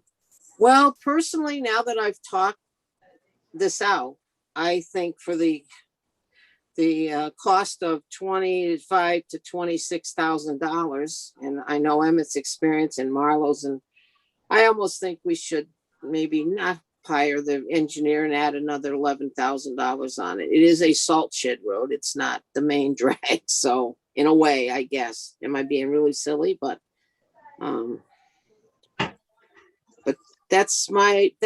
mean, they've done a great job. The salt shed committee and all of that. But on the other hand, I guess when in this day and age, I think maybe I'll take my motion back. Can I do that? Dana, what is that called? Is it rescinding or? Yes. Yes. So Okay. you would need to rescind your motion then, if that's what you wanted to do. Like a crazy selectman. Yeah, you know what? I think I would rescind that motion. Does that require a second, Dana, or no? No. Because Okay. I didn't have a second on the motion, I don't believe. Oh, I seconded it Yeah, to you did have a Oh, I'm second. sorry. but that's fine. I mean, how do you feel, Dave? Did you want to withdraw your second, Dave? You could do that. Well, since the motion's not there, there's nothing to second or I'm rescind. just giving you an opportunity. Yeah. So note So- that, please, Russ. Yeah. So that leaves us not having moved to approve the engineering. But unfortunately, that leaves us in a situation where we don't have a clear path forward at this time. Dana, do we need a motion to have either A, decided against the salt shed committee, or B, to tell Emmett to start further work on this, or what is the actual process now and how should that be handled? I would recommend that you make a motion one way or the other so the project moves forward. Okay. So once again, I would hear a motion either to accept the engineering proposal for the 11,000 or to tell Emmett to start doing the work for the salt shed road. Excuse me. I think you need to vote up or down on the engineering proposal first. Okay. Does that make sense, Dana? Sure. Okay. So Go ahead, Craig. I hope that Emmett, I understand from all of this. I want to express my frustration, first of all, that after all the work that we have done, that it's about to probably be turned over, because I think for reasons that are not well thought out, frankly. I am assuming from this that Emmett will give the town a guarantee for his life anyway, that any repair work that needs to be done on this drive, he will do at his own expense, not at the town's. And so, you know, if the Herrick company guarantees their work, that's something that perhaps the committee should look at. I'm hoping that Emmett can guarantee his work, but there are other companies out there that I guess will. And so Marlo, I don't know if you were actually advertising for your Dave, not your company to take on this work, but I guess the town is looking for some kind of a guarantee, and it doesn't have to be an engineering guarantee. And the subcommittee has not talked about this at all. So this is sort of a wrench in our thing, but I don't know. I think that this puts us back to another place where we have to consider what our options are here. And since we've never really talked to Emmett about what his guarantee would be building this road, we need to do that. And I don't know that it should be done in a select board meeting. So I want to hopefully clarify, and then everybody involved can tell me if my understanding is correct of what everybody said here. I believe that the concerns expressed by everybody not in favor of the engineering report are not that they are against engineering, and are not that they are against a cost, but that they are against a cost, an additional cost without a guarantee.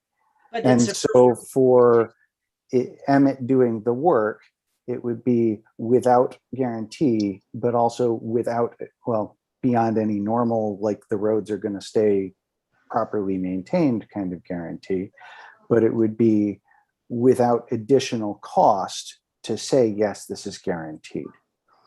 So I think that the money's really pivotal here. The money is precisely what we're talking about. $11,000 for a professional job that has had a series of, you know, certifications that the job is being done right, as opposed to letting somebody, letting a road agent build the town a driveway with some significant challenges. And so I think it is about cost. And I think $11,000 is $11,000. To me, I wish I had $11,000 coming in right away, you know, so it's not like I don't value the money, but I think that, you know, in 10 or 20 years, $11,000 will be a pittance. But, you know, that's, So both Marlo, Dee, and perhaps Emmett, did I express that correctly before Chris's response? Very much, Dave, very much. It's not, yeah, it's the fact that, you know, the scope of the work is not, in my experience of what we've done, an engineer needed. Marlo, Jesus. Amazing. So let me add one thing here. If you're asking for a guarantee, you can't ask for an unlimited guarantee. For example, 100 years from now, are you going to call up Emmett and ask him to fix a road? The guarantee or whatever has to be for some limited time. Right. And You can guarantee anything, but I mean, if you have them heavy rains, I mean, you could lose every road in the town of Webster, and you're going to go back and dig Bob Mock up and see what he has to, if he's going to fix that stuff, or go back on to Adam Mock or Keith Bonnet or Rob Roby or all them people that have been road agents in the past. I mean, Mother Nature, you just, when she's fired up, you just step aside and let her do her thing, and then you go fix the problems afterwards, no matter who the road agent is, or you just go fix what she's tipped over. So I wish it was a big enough project to engineer it. It just isn't. It's just not there.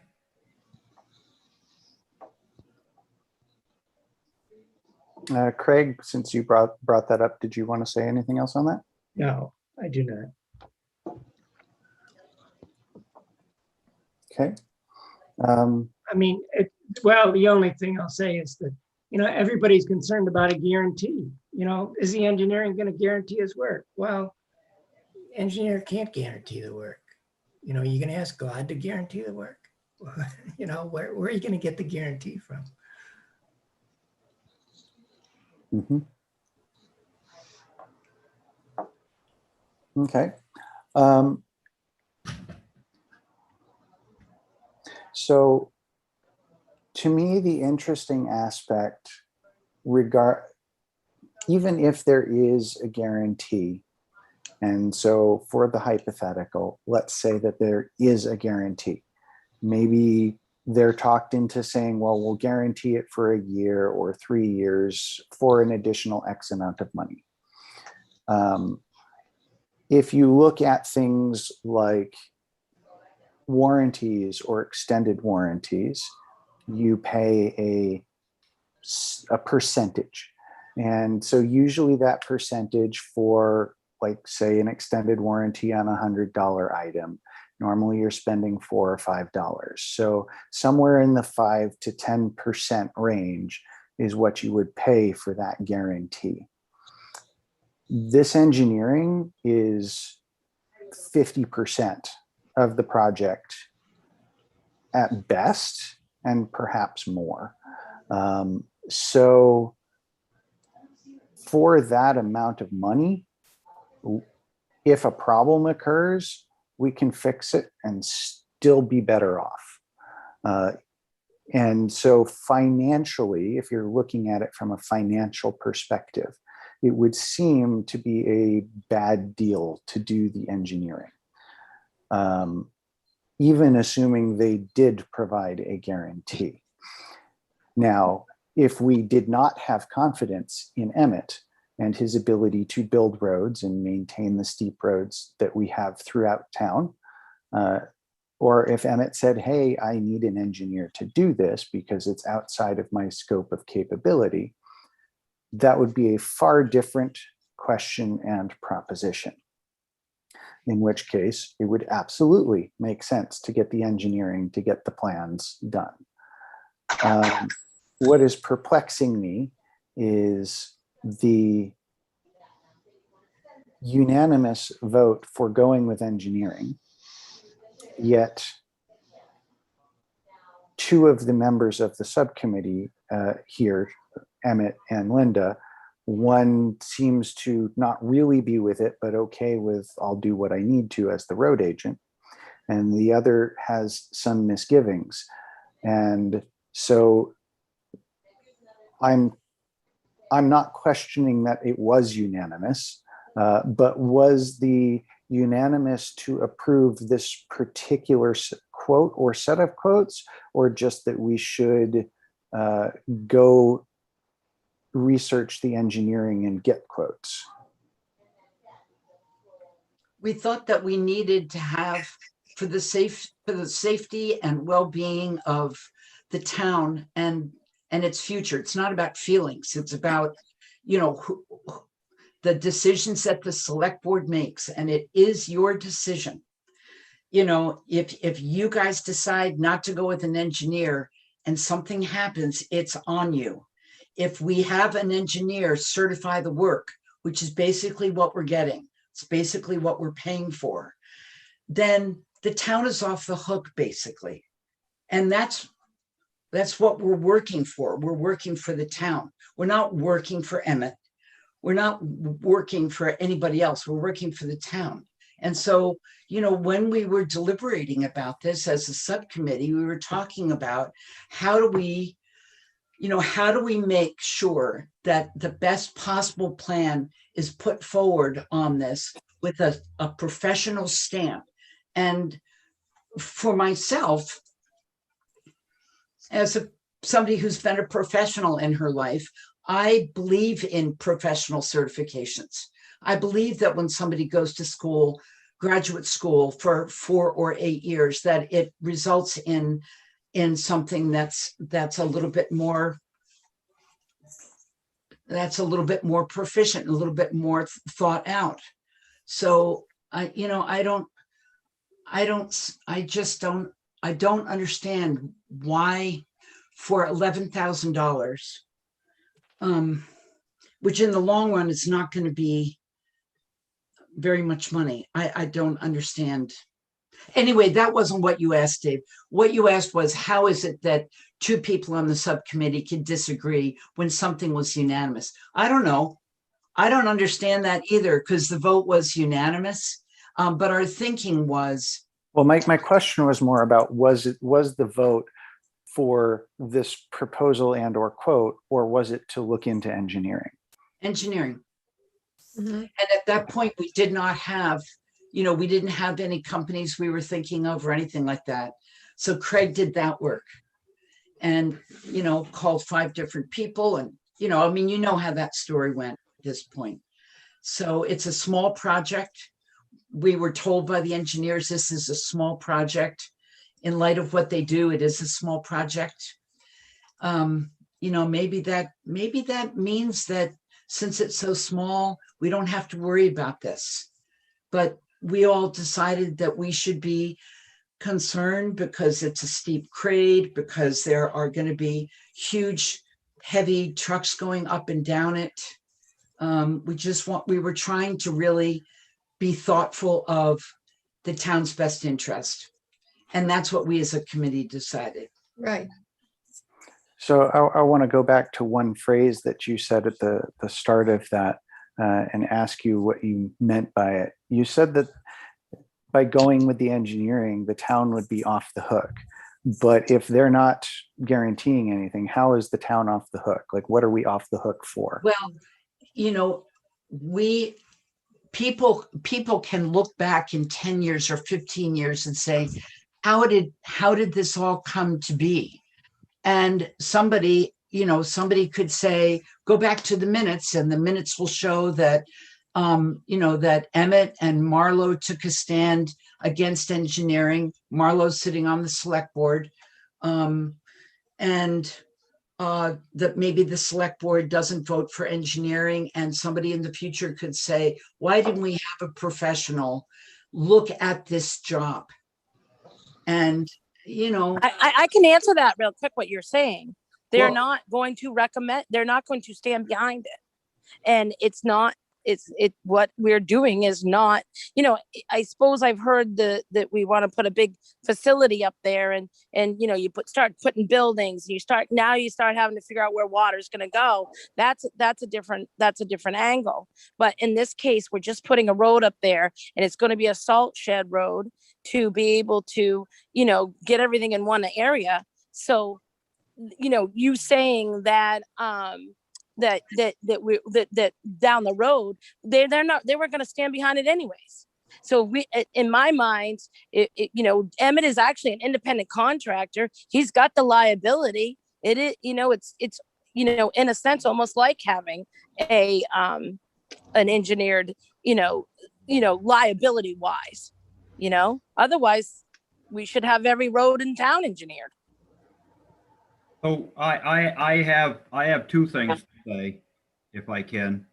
I had a question, but I'll let you speak first. Sorry, we're not. So I am a subcontractor on a lot of things, but when I work for the town, I work for the town by the hour with my equipment and stuff. So if we're going to do this, how are you going to do this? If I'm going to do this with as a subcontractor, other than being the road agent and charging you my hourly rate, then and standing behind all this if something goes to heck in a year, I mean that it's altogether different rates. I get a lot more an hour when I go out and work for somebody private than I do for the town, because that's why you don't have everybody knocking on your door to work for the town, because you can make more money in a day's time putting a foundation in. So you got to figure that out. And I got one other thing to say, not to bring up a sore subject, and it's going to be sore for another 50 or 60 years. But that safety building was engineered right to the T, and that's been nothing but a headache. And you had it engineered the last time. You guys put the roof around it and hired somebody for whatever's, and The roof still leaks. The water still comes in the winter. It's still a disaster. And that was engineered. So where are you? The pad that we have problems with was engineered as part of that whole installation, correct? Correct. The whole job was engineered. The roof's leaking in the building. That addition they put on 4 or 5 years ago. It looks like it's still not right. Mm-hmm. And I want to give a opportunity for a response that Chris was making the point that we're talking about professionals and having professional certifications, et cetera. And obviously an engineering certification is very different than anything else, but please correct me if I'm wrong, but you hold all kinds of different associations and certifications because of being a road agent and the work that you do, correct? Yeah, and Susan's taken all them wetland classes I think I have something to say. And I don't want to make this personal, but I think that the implications of what's being said, that we want a professional, it's kind of a backward slap at Emmett saying that he's not professional. And I think we should be careful with that. I think there needs to be a level of respect here, and I'm asking for it right now. Thank you. So I was not implying that Emmett's not a professional road agent. I never meant to imply that. And I think Emmett does great work, you know, but an engineering certification is just another stamp of approval. And if this is something that the select board feels that it really is not necessary because it's only a 390-foot road, so be it. I think we've heard a lot of comments here and I appreciate it. How about an up and down vote on engineering? Yeah. Let's move on here. All right. Dana, would that be a normal motion or do we just do an up down vote? I would think you'd want to do a motion. Okay. So based on it seeming like the majority of comments have gone against the engineering,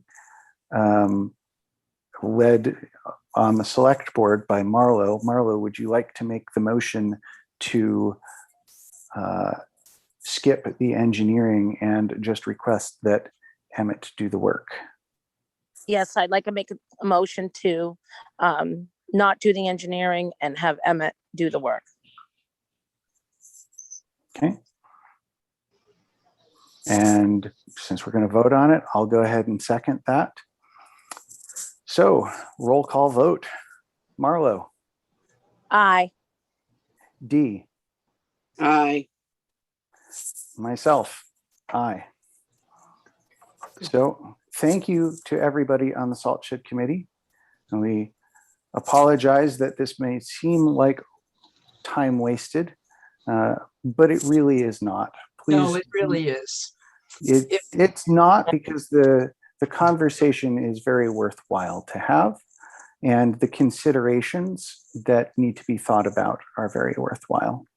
So thank you very much for all of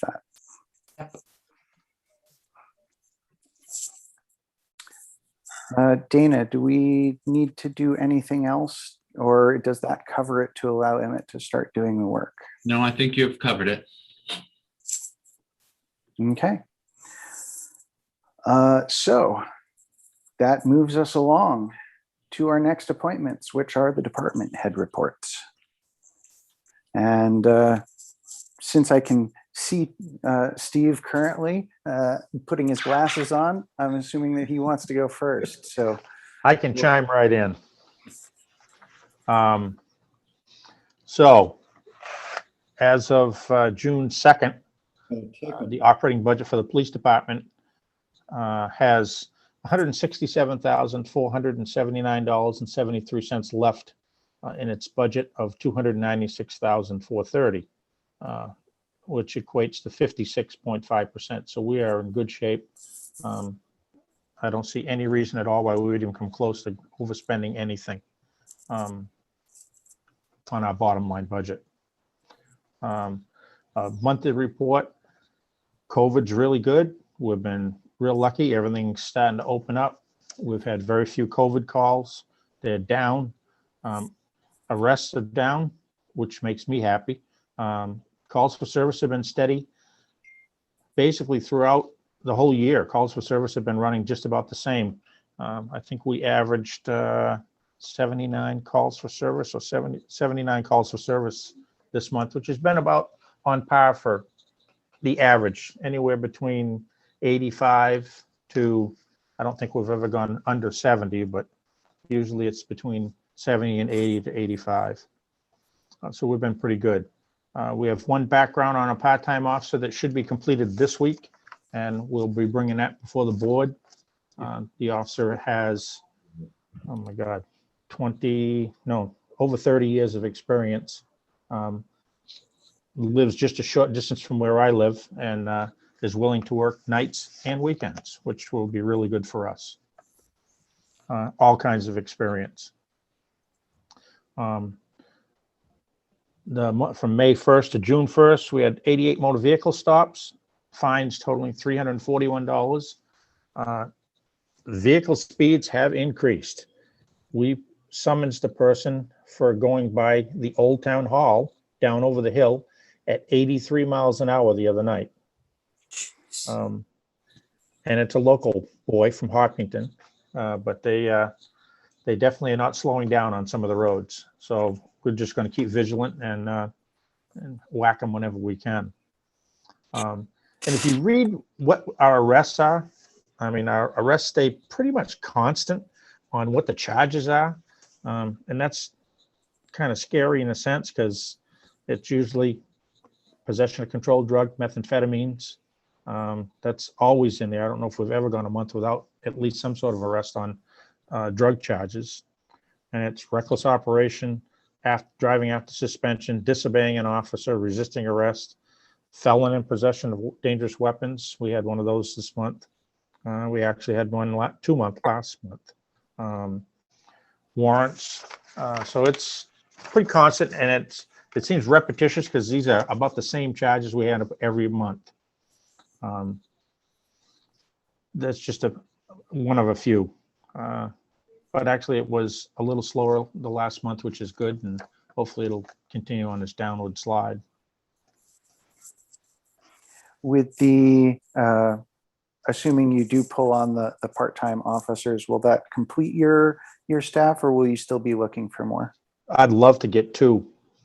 We've always run with at least 4 of part-time officers, and we're down to 2. And it's nice because if I can hire full-time certified officers as part-time officers, we have nothing invested in them but a uniform. They're trained by other departments, so it's a win-win for the town of Webster. It's a huge plus to have, seasoned and experienced officers instead of trying to hire somebody and start them new, which is an expense and a time. I mean, you're looking at almost a year before they're on their own. So this is a win-win for us. Mm-hmm. All right, thank you. Marlo or Dee, did you have any questions or comments for the chief? Nope, he does a good job. The police department does a good job. Well, thank you. We appreciate that. I have a quick question, Dave, if I might. Please. Oh, boy. No, it's easy. Your budget, I know that you've had some things in there that you did not expect. We didn't expect when we were preparing the budget that we were going to have a cruiser accident. Yes. So your percentage does not take into account the offset? Is that right? That's true. Okay. All right. So that being said, the budget was $25,000, and we've spent $22,390 because that included the cost of the car, which leaves us only $2,609 left. is some of that going to be replenished from the insurance company or not? You mean the equipping the vehicle?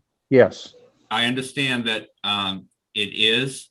I had a request into Sam Preston at Primex about when this was going to happen. We had sent a bill over. I think Phil just gave me a bill a few weeks ago, 7,300 or something like that. Yes. And I have not heard any more about it yet, Chief.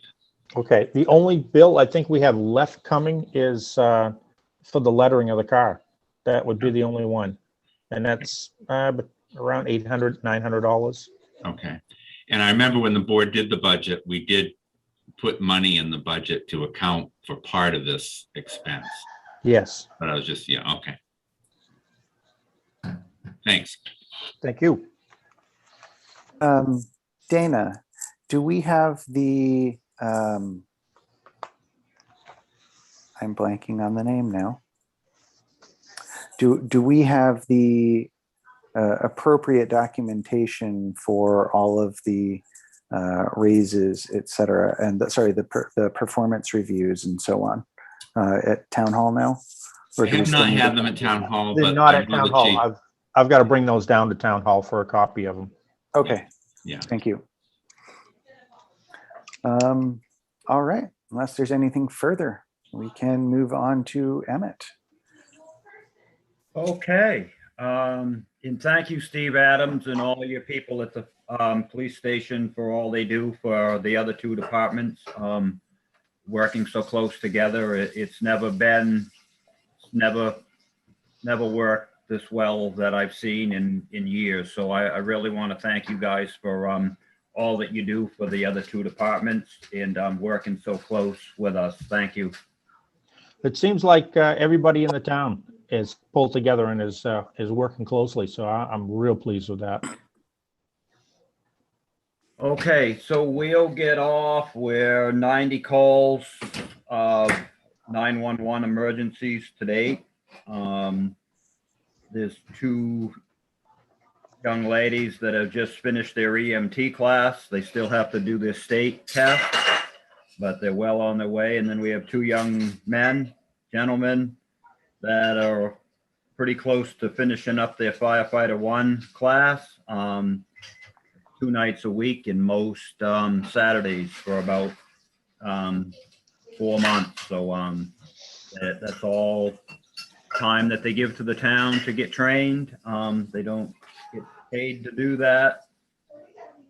So the firehouse, let's see, there's $55,571.01 left. 54.68% of the budget's left. I did have the pump company come out last week and do some pump work on the tanker. Some stuff was leaking, so waiting to get the bill in for that so I can get it into Dana.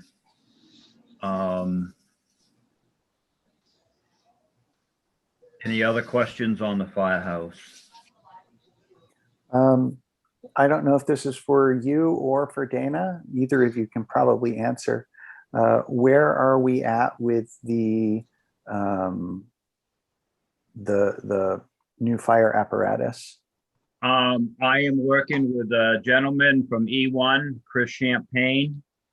Been back and forth, and we had to start this project from scratch because it had been under the table so long to send it out to the engineers. Mm-hmm. After we built it on paper, it goes to the engineers to make sure that everything's going to work. That's where we're at with this project. It's just he's busy right now, and but he back and forth trying to get things back on track. All right, thank you. Last Wednesday night, we were down some officers. We had some people get done and some people left us. So Jake Drowns is the deputy chief in town now. And Ben Smith is the first captain. Emery Eaton is the second captain. Matt Robley is the third captain. Greg Taylor is the first lieutenant. And Cam Lorden is the second lieutenant on our department. So we've got the roster all back in place, and people are pulling together, and we have a lot of talent and some a real good people there at the firehouse. So everybody's well trained, and it seems to be working at the moment. And a question, but also a reminder for anyone else that's looking. Of course, if you're looking for burn permits or standard fire pit permits, that's all of the Wednesday night meetings at the firehouse. And that's what time again? 7 o'clock. Okay. Yeah. And the second question is, how are you looking as far as total volunteers, and roughly how many do we have? I assume you could always take more, but. Well, not really. Right now, we're about 24 total. And that's a pretty good place to be. You know, if somebody came in and we don't turn people away, because we did have a run of new people, which was great, but it's not every day that, it's not like in the olden days. We don't have people knocking the door down because there's so much to be, it involves a lot of personal time, but we do have a good roster. So we're in good shape compared to some of the surrounding communities. The only thing that is a downfall is there's no jobs in town. So during the day we have a few people that are working nights, so that gives them time to help during the day, but we're in pretty good shape for the little town that we are. Okay, thank you. Dee, Marlo, did you have any questions for the fire? You asked the question, the last question you asked about the fire department and people, that's what I was gonna ask, so. But that's good, that's a good compliment of people, really. Yeah, no, if somebody came up to join up and they were into it or something weird, but by the time you put them, you know, you pay for the class and then you buy all the gear and get them all fitted up. I mean, it's about 12 grand in a blink of an eye, you know? Oh, yeah. And you I want, think you must have as many as Bosquen does, I'll bet you. yeah, I'm not sure. But Bosquen, we do a lot of EMS where Pennycook Rescue does the Bosquen EMS. Yeah. And let's see, we have 1, 2, 3, 4, 5, 6, 7, 8, 9, 10, 11, 12 EMTs. Wow, that's great. Out of that, and 3 of them are paramedics, and 2 of them are advanced EMTs. So yeah, we're in pretty good shape. That's great. Yeah, you're not kidding. Yeah. So everybody's good, doing well. Awesome. Marlo, did you have anything before you moved on to roads? Nope. Thank you very much. And no, it's awesome. Sounds like a good team you got going. Yeah, That's awesome. We do. Okay, so let's see here. That's the fire budget. All right, so general budget, we got $113,257.14 balance remaining, and that's 50.87% left. Block grant is $60,465.80, and there's 85.66% of that left. I don't have the budgets on the road preservation and the road construction, but So we have been doing some ditching out on the Call Road, Winnapocket Road, and Roby Road that was supposed to be done there last year and the year before. So we're playing some catch up. Changed a few new pipes. On the Roby Road, they're all plastic now. We finished up the last 4 that needed to be changed, so they're all updated. Culverts out through there.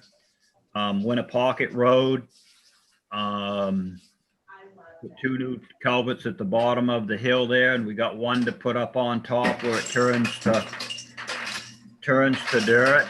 But when I went to get it, they were saying, well, maybe 3 weeks because they just can't get the pipe. So if anybody needs a culvert pipe, plan ahead. We went out through the Call Road. We cleaned up.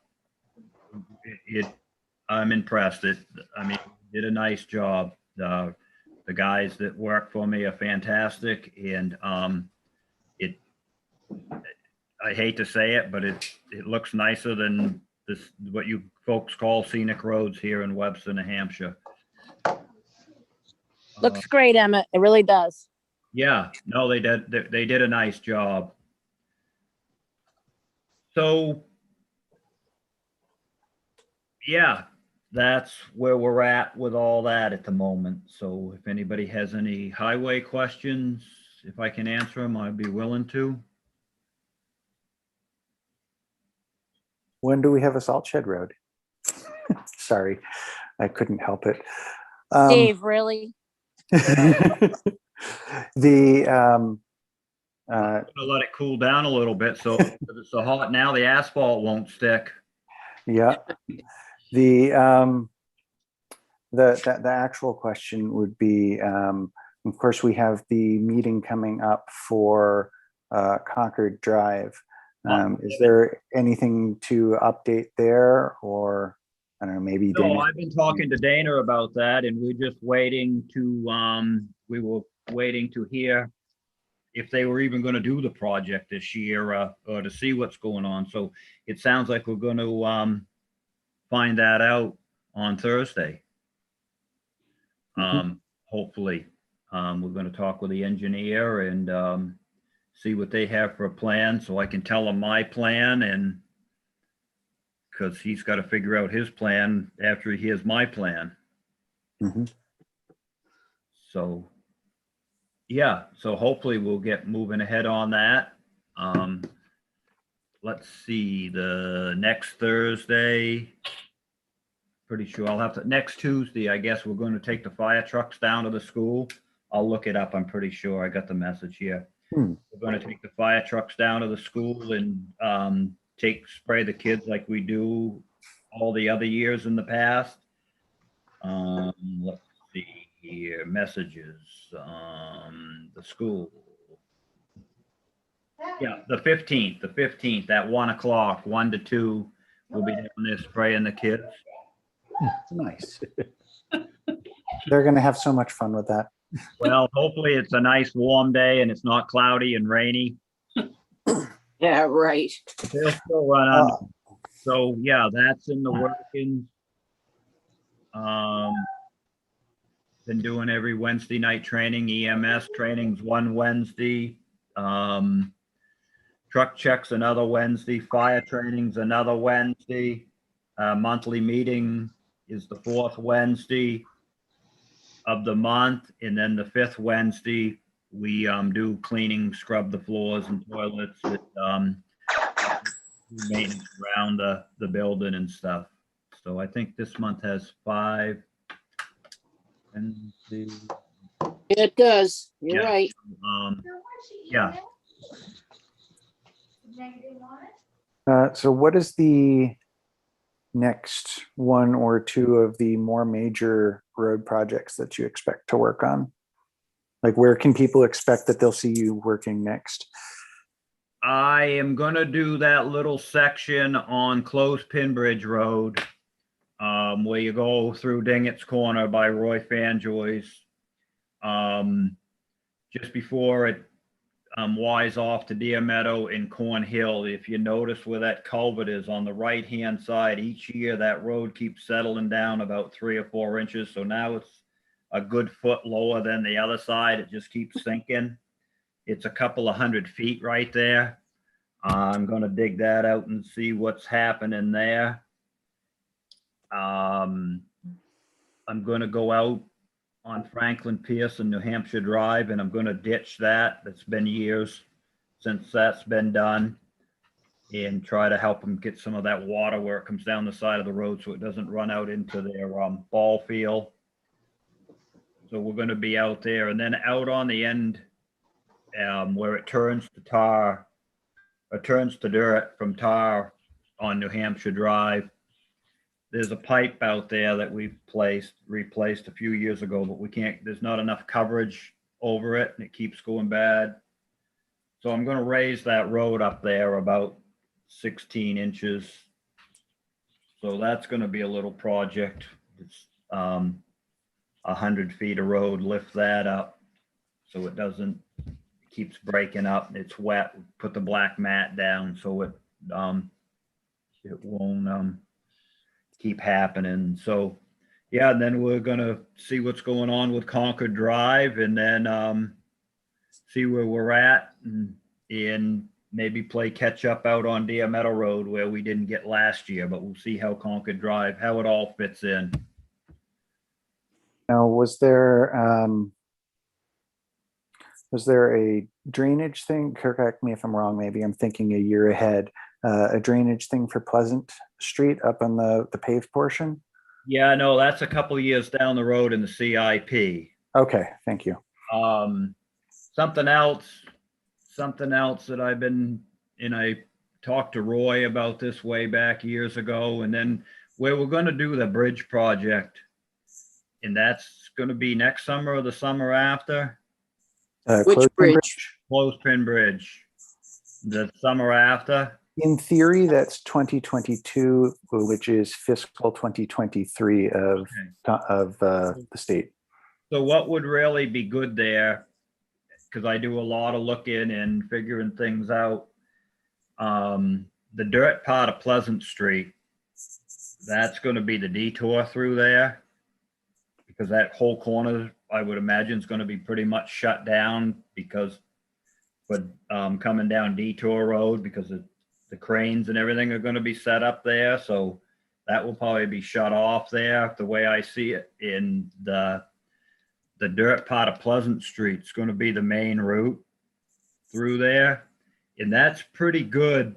And so you get down to the old town dump, and then there's a couple of trees, and then there's some big trees on the ledge, and it pretty much cuts down to 1-lane traffic. And it would really be neat to give that a little love down there and open that up a little bit, because it's going to be a whole summer anyways that bridge is going to be closed, if not more, correct? I don't know if we have that timeline yet, but I would assume so. Yeah, I bet it will be from May to. Yeah, right, the whole summer. Well, if you think my concern would be that based on it being fiscal 2023, which is really second half of 2022, that they may not even actually be planning to start it until towards the mid or end of the summer. Right. Yeah, I don't know how that all works, but it might have to be the detour through part of winter too.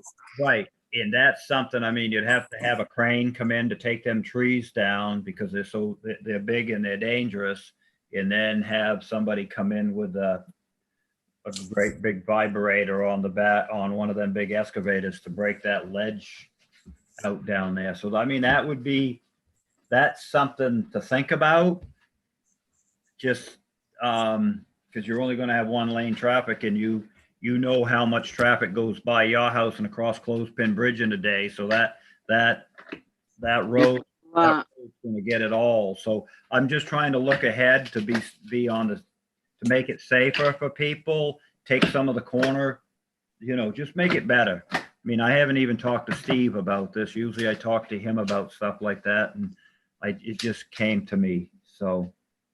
Do you ever comment, ask? Chief, you're I'm muted. sorry.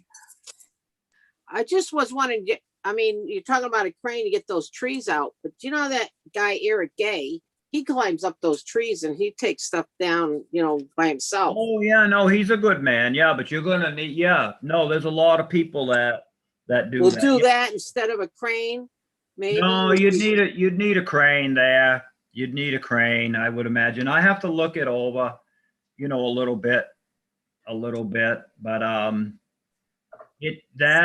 that climbing, you want to talk about insurance and being responsible, and I mean that's dangerous. My son does it every day.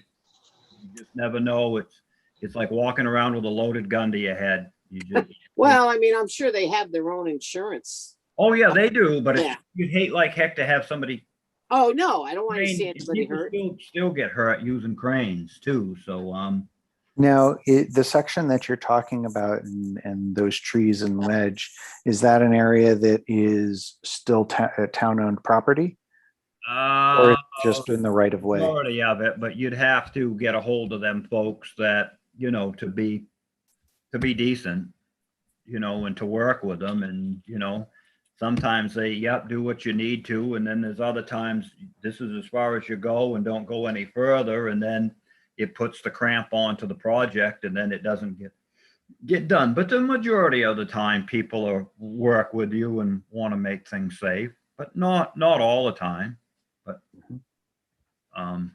it's just another process. You'd have to get a hold of the folks. And Yeah, I was just wondering if the majority of that section that you thought we needed to widen was still town-owned, because you mentioned it being the old dump, or not. I'd have to look at I'd it. have to look it back up because we have the stuff to do that with, because for some reason, that might be, I know Mutton Road's a 4-rod right away, but it's at least a 3-rod right away. So that's 49 and a half feet, 25 from the center out. But in that, I'll have to look that back up and see, because that main route through the Garrish Road all the way from Tookie, all the way up Pleasant Street, the Mutton Road and stuff to Salisbury, that was a major road back in its day. So they're all different. So I'll have to look that all up and do some research.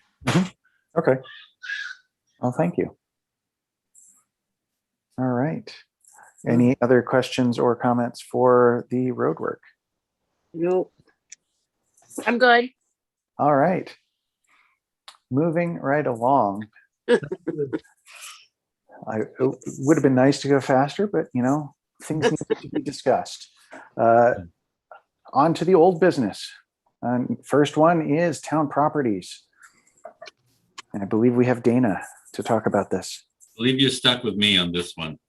I have included on the SharePoint, a sample of the solicitation to sell. You remember we had those lots on, I'm drawing a blank, Windsor Terrace there were 3 lots that were merged into one. And so I would like to send this solicitation to the abutters and I'm going to have to change the date of the select board meeting because I have the wrong date on there because so anyway, I guess I just wanted your comment on that. This is on tax map 10, lot 1, sub 58 on Windsor Terrace. Where did oh, I think I see it here.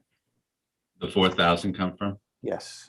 Yeah, there should be another page that my worksheet of where I came up with that. Does it seem?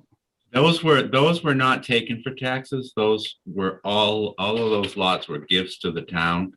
So what was the valuation for those properties? Saying a percentage of valuation or the taxes, whichever one was higher. What did we say? 2/3 of the valuation of the total valuation. I had that somewhere, but I think it was like each lot was assessed something like $3,000, $3,400 in that range. Okay, so that would still, and this was 3 lots, so that would put us around, okay. So the 4,000 seems to be accurate then with the administrative deed preparations and recording costs, as you mentioned. Right. So alrighty. But Have isn't it board the members minimum been bid? able to see this?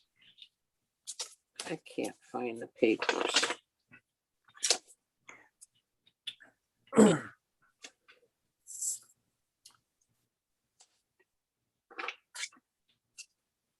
Marlo, were you able to see this?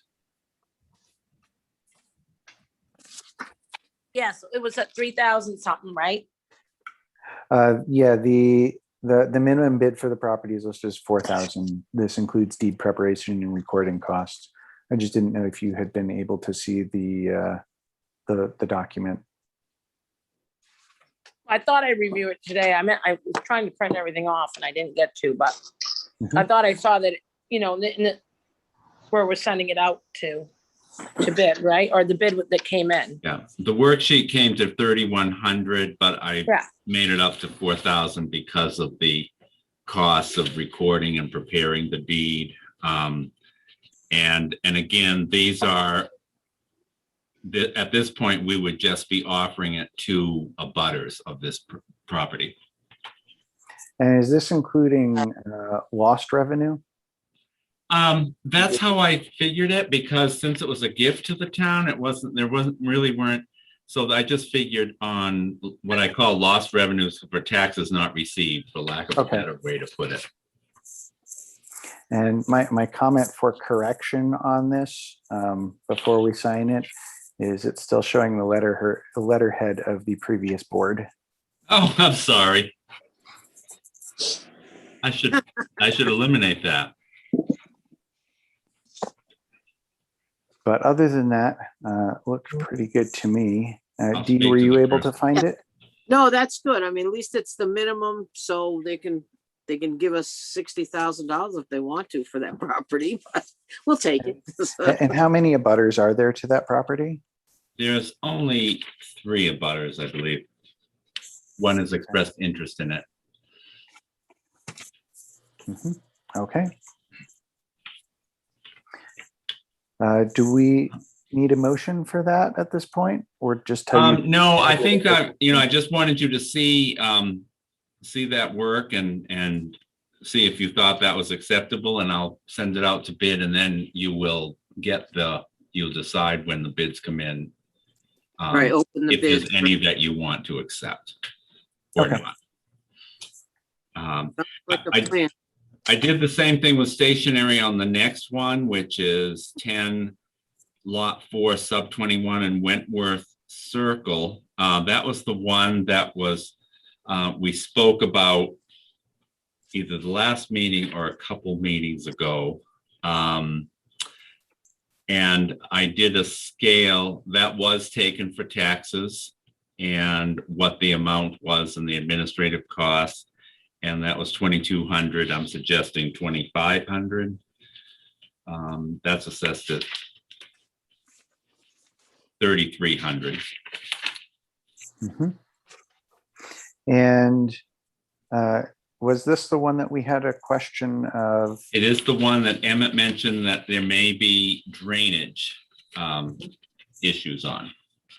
And so I was going to remind myself to ask Emmett about it again. That's the one down on Wentworth Circle, Emmett. Yeah, and I've been down there 100 times, and I need to get the map number from you folks and the whatevers, and go down there and measure it up and just see right where it's at. I haven't done that yet. I'm sorry.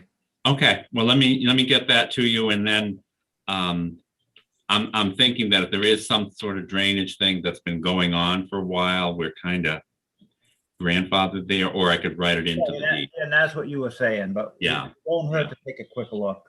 Okay, thank you. And then put it up to the auction block. All right. So unless any of the other board members have an issue, I guess I'll ask you now. I'd like to have Dana move forward with both of these unless we find out from Emmett that there's a particular reason that we really need to hang on to one of these properties. Okay, yes, I'd make the motion, or you made the motion. Well, we I'll don't sec- really need a motion. Okay, all right, that's According to good. Dana, Okay. but Yep, good idea. okay. Sounds good. Next. Um, there was other town property stuff, correct, Dana? Yeah, I have another one. I feel like a real estate agent. 18 Mount Vernon Drive. That's a property that the town did take for taxes more than 3 years ago. And it is, I did a sheet on that with what the amount was owed when it was taken for taxes and lost revenue, which came to 62,000. Well, I guess it came to 57,000, and then I took 10% for the administrative cost because I'm allowed to. So I'm suggesting, It's actually almost 63,000 on the worksheet. exactly, another $75 or $74.55, you'd be there. But so I'm suggesting 65,000. Again, I think one of my concerns about this is a property that's going to be sold to someone who is a builder and has cash to buy it, because after having looked at the property, I cannot imagine that a bank would be interested in giving a loan on that. Somebody might have cash, who the heck knows? Well, and maybe, I mean, that's true. You'd have to have cash, Dee, in order to buy Yeah. it. I don't think we want to give it away. However, it's not exactly an ideal sale either. The lot is very nice. It's almost an acre lot. It's in a pleasant place. And I think the house needs about everything. Perhaps a bulldozer. Never mind, I shouldn't say that. Let's see. I apologize for going sideways because turning things is taking forever. But the building has a current assessed value of $85,000. That's half of it, Dave, because I figured that the first half of the taxes, the whole value is 165.2. Oh, I thought I was looking at just the building value, and then the remaining of what you mentioned. The land value out of that 165 is 73,000. Mm-hmm. And the remainder of the building is, as soon as I find it, 85,000. So 85,000, features of 6,500. And that's for those nice wood sheds. So you know, if I think you wanted to buy this to build on and Yeah. want to try to save anything that was there. You're right. I'm not an assessor, but the really. bid would still be below just the land value, and leave them with several $1,000s to do the clearing. So I think that's a very reasonable place to open up our bid. And what do the rest of the board think? No, you're right. It sounds good to me. I guess the best thing is just getting rid of, I'm sorry,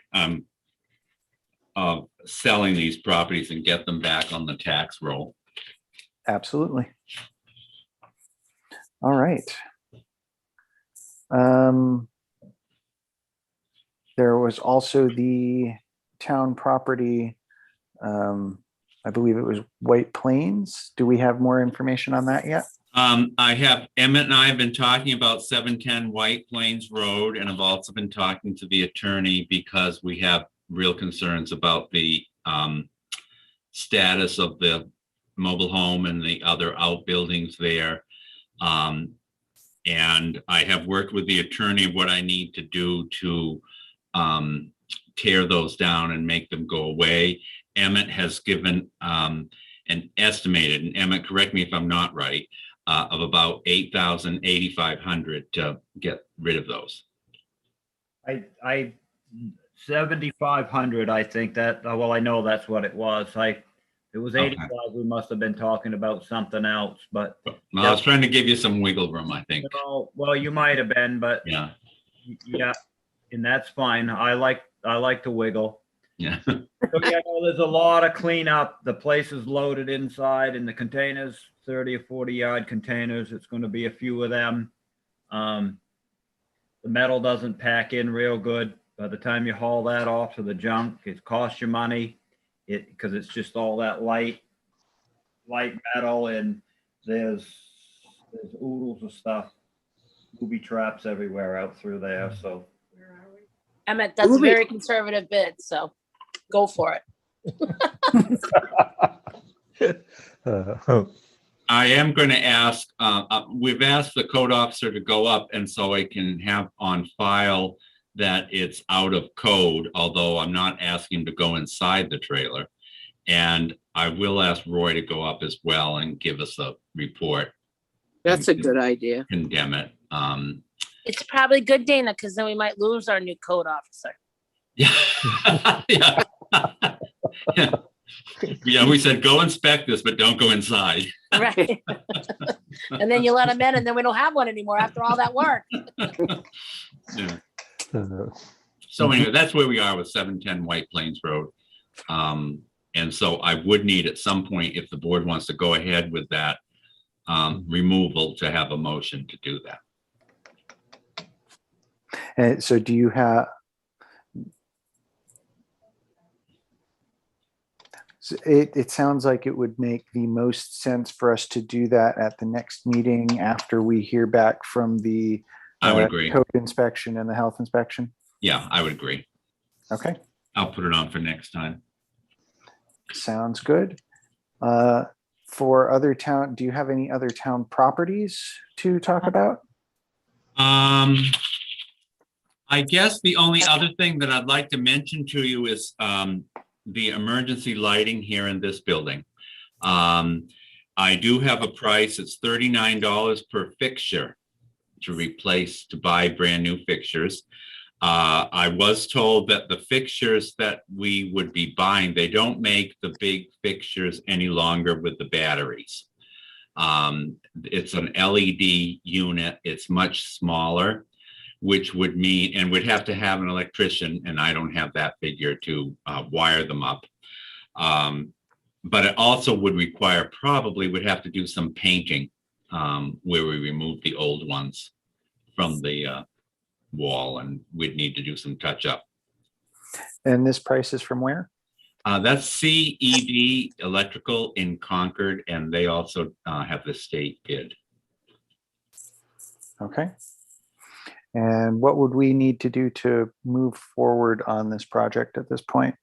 Since we don't have the electrician bid. You know, we need to have these replaced anyway. It's $270 for what we have. I think we have 7 or 8. I came up with $280, I think.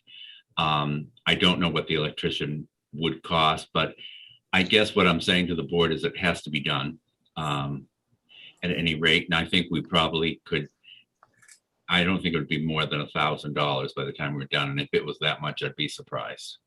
And if I can speak in, the Joint Loss Management Committee has been on this, telling these folks this is needed to be done. I think this is probably going on like the 4th year.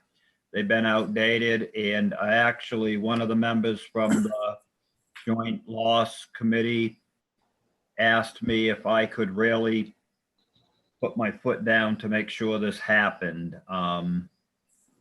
So it's been an ongoing thing. And I'd also like to say, Jake has really helped me with this too, Jake Drown. So I appreciate that. So can we just make a motion for you to do what you need to do to move forward if it stays under $1,000, unless you find something that creates it to be way over that? Or is that not all right to do? There's just sometimes you got to move along here. I would appreciate that. Yeah. So can I do that? Can I make a motion that do what you got to do to get your emergency lights taken care of, and that the only reason you'd have to come back to us if it was going to be much more than $1,000, because that was the number I had in my mind as like a cap. Mm-hmm. Yeah, we can definitely make a motion that way.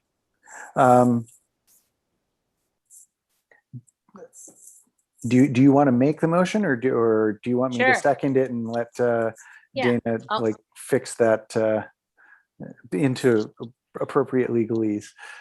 Yeah, I make the motion. See what you guys say. I'll second it. All right. So the appropriate wording as however it is supposed to be, which is probably something to the effect of a motion to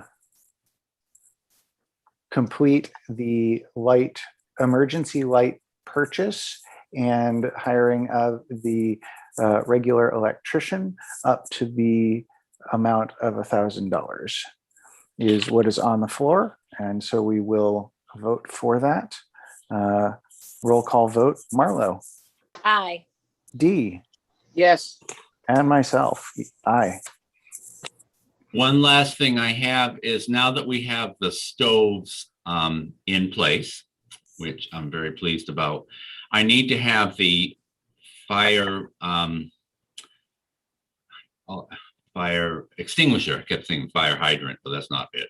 Fire extinguisher come back because over the stove there are fire suppression things that he did not do because we didn't have a stove there when he was in the building. So I was going to call New Hampshire Fire Extinguisher and ask him to come back.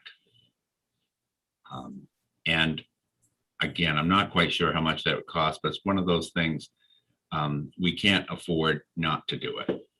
So Dana, do you think it's much more than $500? No, I don't. Okay. Do So can we need make a another motion?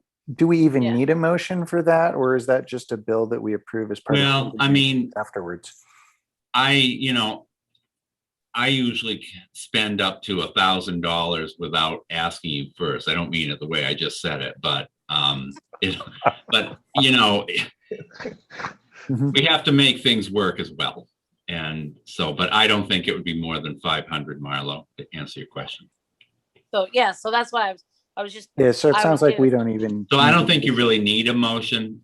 If it comes back over 500, well, I will be leaving town in the middle of the night, but. Okay. Christ, there might be a posse behind you. Yeah, at 83 miles an hour, so that would be me. You'll have to Cover that break the kid. limit. You need to hit 84. 84, yeah. But it's a job that has to be done. I also, Emmett did a nice job and took away a lot of the sand that was on the lawn and around the building, and I appreciate that. And there was a volunteer, and I've talked to Brenda about maybe doing some beautification.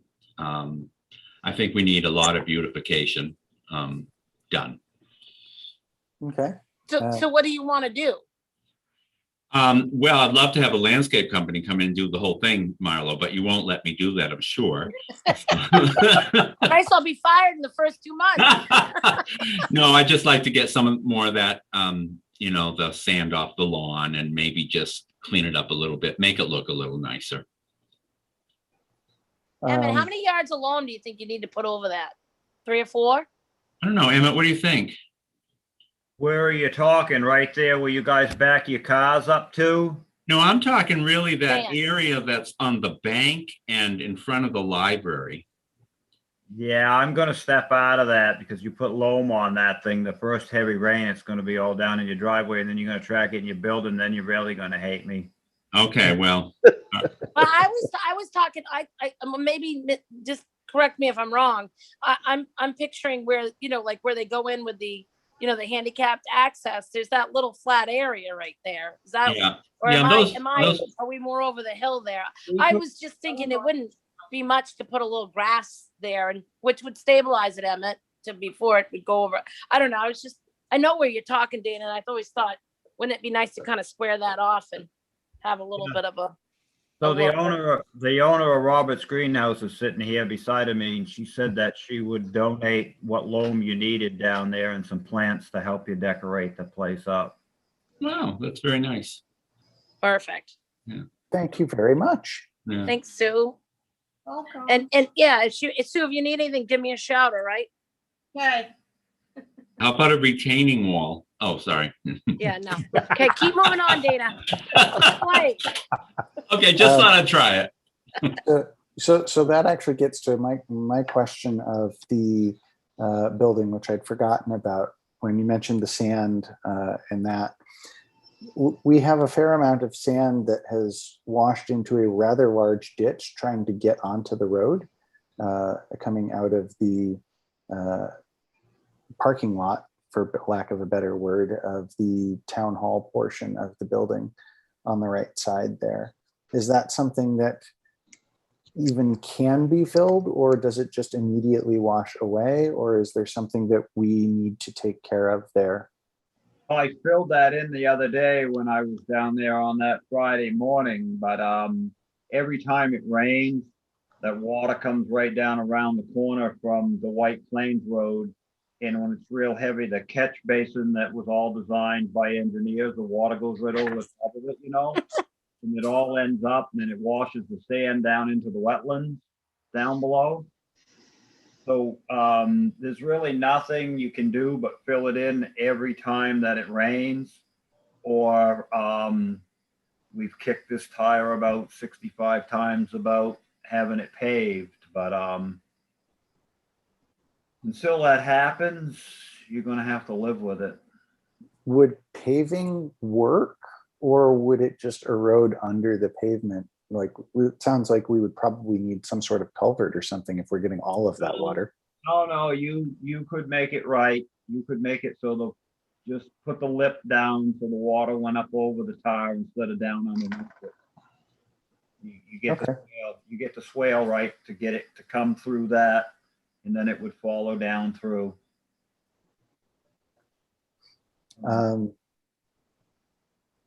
I would be in favor of doing this if we have an appropriate budget expenditure area for it.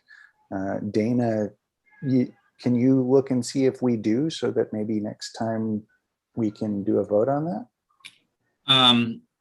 Off the top of my head, we do have a trust fund for the town office, town hall. So actually, that would also count as an improvement. So we should be able to use the impact fees towards that as well. We could, yeah.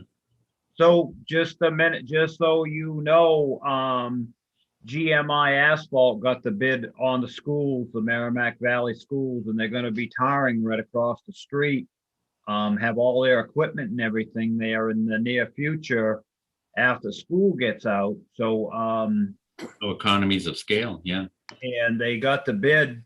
They got the bid to do the school there in Webster. So that would be the time to do it. The cost of doing business is getting your equipment there.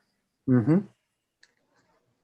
I think it would really help a lot, because in God. the spring, it's horrendous, that driveway, and tracking into the building. And so if that's something you want me to get a hold of Warren and ask him to get another price together, he's already done this a few times for me. At least three. At least three, Susan said, for the prior boards. But I can have him get a quote together and see if he can give us a deal while he's going to be right in town. Emmett, do you remember what it was prior, like just a ballpark? No, my friend. Okay. Yeah. No, I know. I thought I'd ask. I can't remember what I did yesterday, but okay. I'm just curious. Yeah. But yeah, I'd make a motion if we have to do that to let's do that. Let's look into it. There's nothing, just like anything, like when we remove trees, if you want it done, you better do it when we're there. The moving cost, like Emmett said, is what is atrocious usually. Mm-hmm. Yeah. I guess the question is, we should have an appropriate amount to be able to do that, correct, Dana? I believe so, yes. Good. Yeah. All right. That would keep a lot of that erosion and all that sand and stuff going over the bank, Probably make the neighbor a lot happier. Yeah, right. Yeah. The neighbor's land. Is there benefit or need for doing the same for the upper parking lot, either just towards the library or be also down past the kitchen area? I mean, if we're doing it, should we do all of it, or is that really not needed up there? It only makes sense. I would think you'd want to just do it all. I would think so, but just giving opportunity for people to say that we shouldn't, Sure. if there was a good reason. We still have a public here, so I guess I'll ask our public what they think. And that would be, I believe, Jay. As in doing the lawn landscaping around town hall? No, the parking lots, to actually get them paved and stuff, so we don't have to keep dealing with the sand erosion and refilling and reshaping them. You know what? This is going to sound crazy to you. And I have a walking disability. And I would rather walk on a dirt driveway than a paved driveway, believe it or not, because you usually get better traction. Unless there's a way to keep it salted and clear, I avoid pavement in the bad weather. That's just my personal, and I appreciate you asking me that. That's just my personal opinion. Interesting. Okay, thank you. Thank you. So we do also have the whole ADA portion, speaking of disabilities, that we'll be looking at in the near future with the building. Yeah.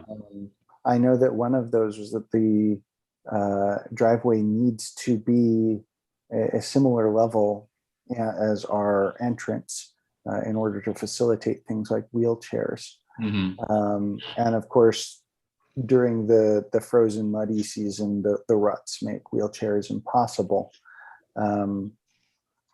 So that's an interesting look at things.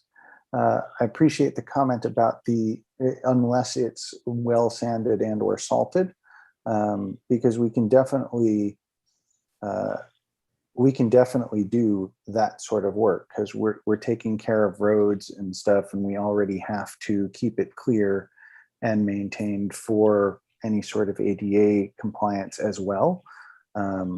So we can definitely make a note and or, if we need to, a policy on how to clear it and make sure that it's properly maintained. That's awesome. I know going up for voting or whatever reasons, using the ramp to get into the back of the upstairs part of the town hall or the Grange Hall. Sometimes that thing is so treacherous that there is no getting into the building. So this is good. I'm glad you guys are working on it. Thank you. On behalf of all the other Gimpy people in town. Yeah, we are trying to move forward with all the things that have been on the list forever. I'm very impressed with you guys. So I think that is going to make the most sense then for us to try and get the paving done when they're already here, and then to make sure that we have that maintained. Let's make sure that we talk with Tom, our code inspector, first, to make sure that any changes to the entrance and or the ramp that we have out front already can be incorporated, or make sure that it's all going to work out correctly in the end. But let's just make sure we do that, and then see what we can do to get it done. Okay.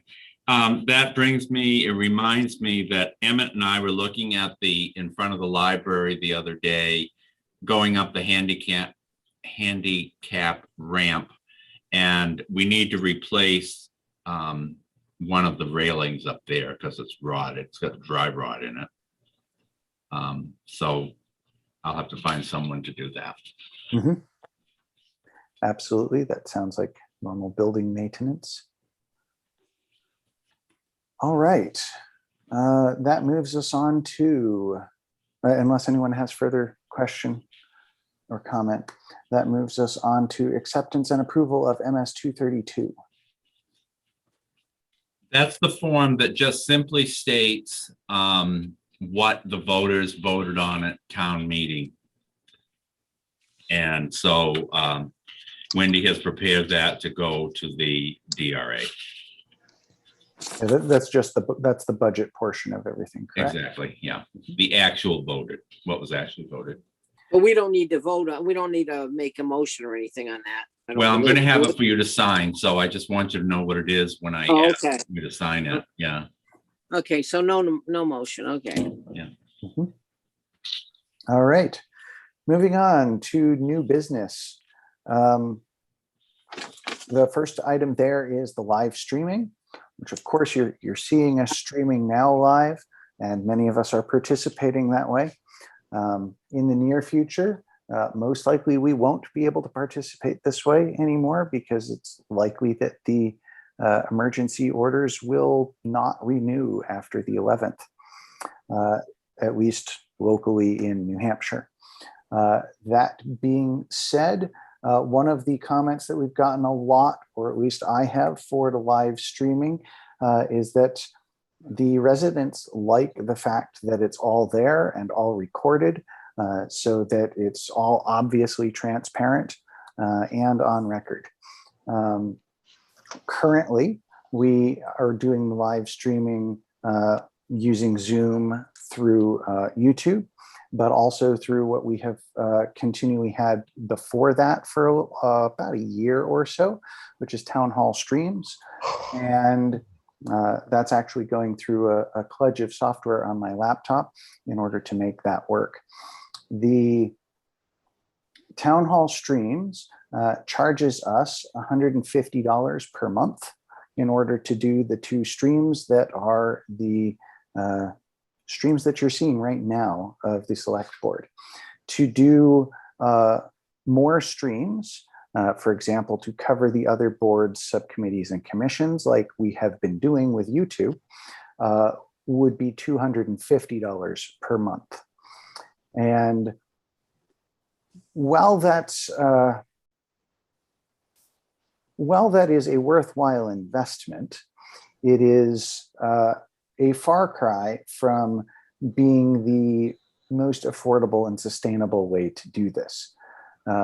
Using, for example, YouTube, which does not charge us anything to do a live stream or to archive the video for us, and of course, everybody knows how to use and find, is a much more beneficial platform, I believe, as compared to town hall streams in that regard.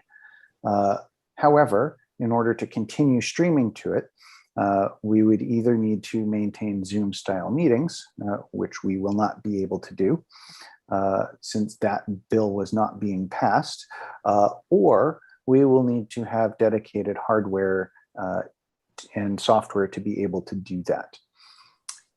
Town Hall Streams owns our existing camera and mic and the switch that are sitting up in the Grange Hall. So those are not the towns, those are Town Hall Streams. To essentially replace those with a unit where we can push a button that says stream and then have either a camera and mic up in the Grange Hall or down in the conference room for when boards or committees don't want to use the Grange Hall.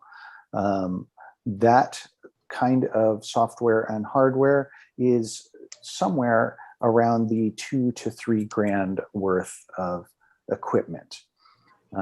And let me pull up the quote. We got a quote that has been worked a few times in order to get to an appropriate item that will allow us to just push a button for streaming and or recording, as well as to be hard for someone or impossible for someone to accidentally mess up by pressing the wrong buttons. Because we know that not every committee or commission is going to have an IT professional able to go and start everything up. So we want to make it completely approachable and possible if we are to consider that all of the committees, boards, and commissions should be using it. And I apologize, SharePoint did not want to open it, so I've just downloaded it here.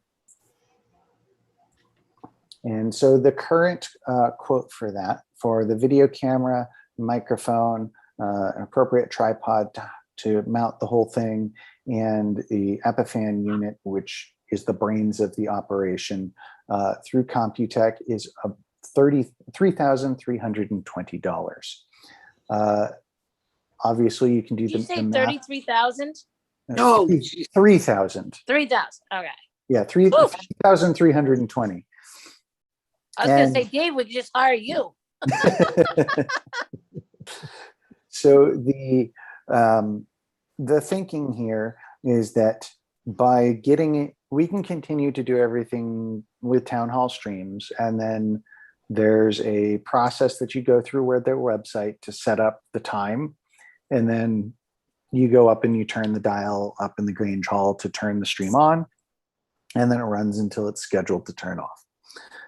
We can certainly go through and continue with that, or with this investment, which we could take out of the technology fund, we would then no longer have the monthly payments, and it would pay for itself within a year and a half to 2 years, based on that monthly fee, especially if we bumped up to the $250 a month because we wanted all of the boards and committees and commissions to do streaming and or recording. So that's where we are with that. And I guess the question would be of the board, do we want to, does the board want to have all of the boards, committees, subcommittees, commissions required to do the streaming and recording, and so that we have all of that public record, since we are the public doing the public's business? Or and then if that is the case, do we want to move forward with this, or do we want to continue with the monthly payments so that we don't have the upfront costs now? Or do we want to go with a solution like this so that, yeah, we're paying for it all now, but then we won't have to pay for it for a long time? Now you mixed me really up. 3,320 would be to have the town own its own equipment and all. And we would not have any monthly service fees. Okay, and the other, okay, that's what because versus 250. Kind of confusing versus 200, right? Exactly. So we can just have a. Well, I would think it'd be wiser to just take the money out and do it the right way, and not have monthly payments. Yeah. So to put that in perspective, just throwing 3,320 divided by 250, it would take 13 months to pay for itself. That's a smart way to do it. Then we'd own the equipment, and of course, would it go out of style in 13 months? 13 weeks. Yeah, yeah, right. That moves fast, but video codecs don't just immediately disappear. We are also a town, so there have been various people on both sides of political parties up in the federal government wanting to remove various protections of companies like YouTube for platforms for video. However, being a town, we would still be considered a safe content provider. So that's not really a concern or worry for us. So I would find it hard pressed to not be able to use this for at a minimum 3 years, and probably be able to use it for 5 to 7. That makes more sense. I'd rather own our equipment than rent it. Me too. Plus, it's about the same money in less than a year, so it's kind of silly to not do it. And I think Dave's hit maybe a nerve or a nail, in the sense that, I mean, wouldn't we like to just ask all the townspeople, what do you want to do? Because, I mean, if they want to watch, we got nothing to hide. And this makes it even kind of a little bit more like, hey, here we go. you're already paying right? We're already paying 250, Dave, you said? We're currently paying 150, but that only Oh. gets us the 2 select board meetings. Yeah, If right. we If want, we added if we want to everybody do else, more, we blah, have to blah. pay 250. Okay, yeah. I don't know. I'm not a big spender on all that stuff, but geez, at least they know that we got nothing to hide. Right, exactly. If they want to fire us in 2 months, they can. Here's what we're voting. Here's what we're Well, doing. I'd make a motion that we go for the 3320 to purchase the equipment for the town. All right, I would second that.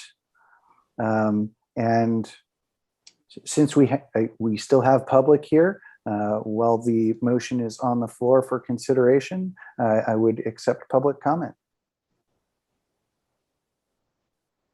I think that's a brilliant idea Yay. to own our own equipment. I think that's a great idea.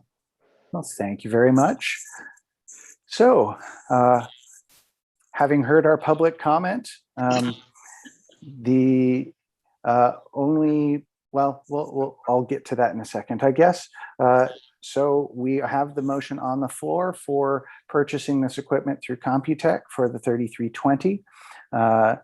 And of course, that would be from the trust fund, but when that bill comes is when we would be able to make that motion to the trustees. So that is the motion that's on the floor. Roll call vote. Dee. Yes. Marlo. Aye. Myself, aye. And so the second portion of that that was just mentioned is the transparency part of it for making all of our posted public meetings be streamed and or recorded public meetings as well. What does the board think of that side of it? I have no problem with it. I don't either, so. All right. So I would make a motion. Is it a motion or a policy? Like, how should we handle that, Dana? Well, I think that's probably more of a policy. To Okay. do it. You're talking about all the committee meetings would be streamed. Yes. So all of the board and commission committee meetings and so on and so forth that we normally have to provide legal notice for would then be streamed and or recorded. I mean, a motion works too, but I think it's really a policy. It's what you're doing.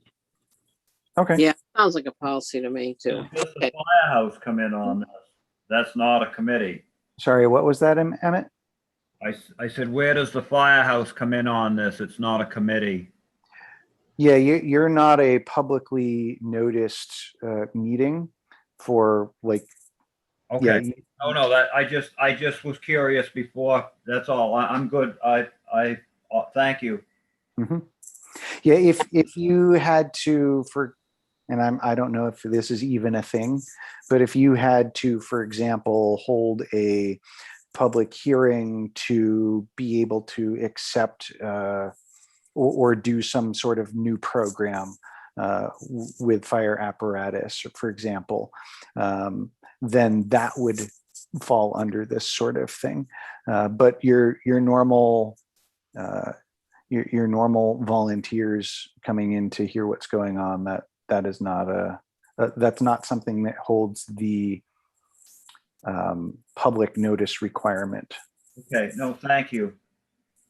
I'll write a policy for your next meeting on that, so you can prove that. Sounds good. I just wanted to understand it. Thank you.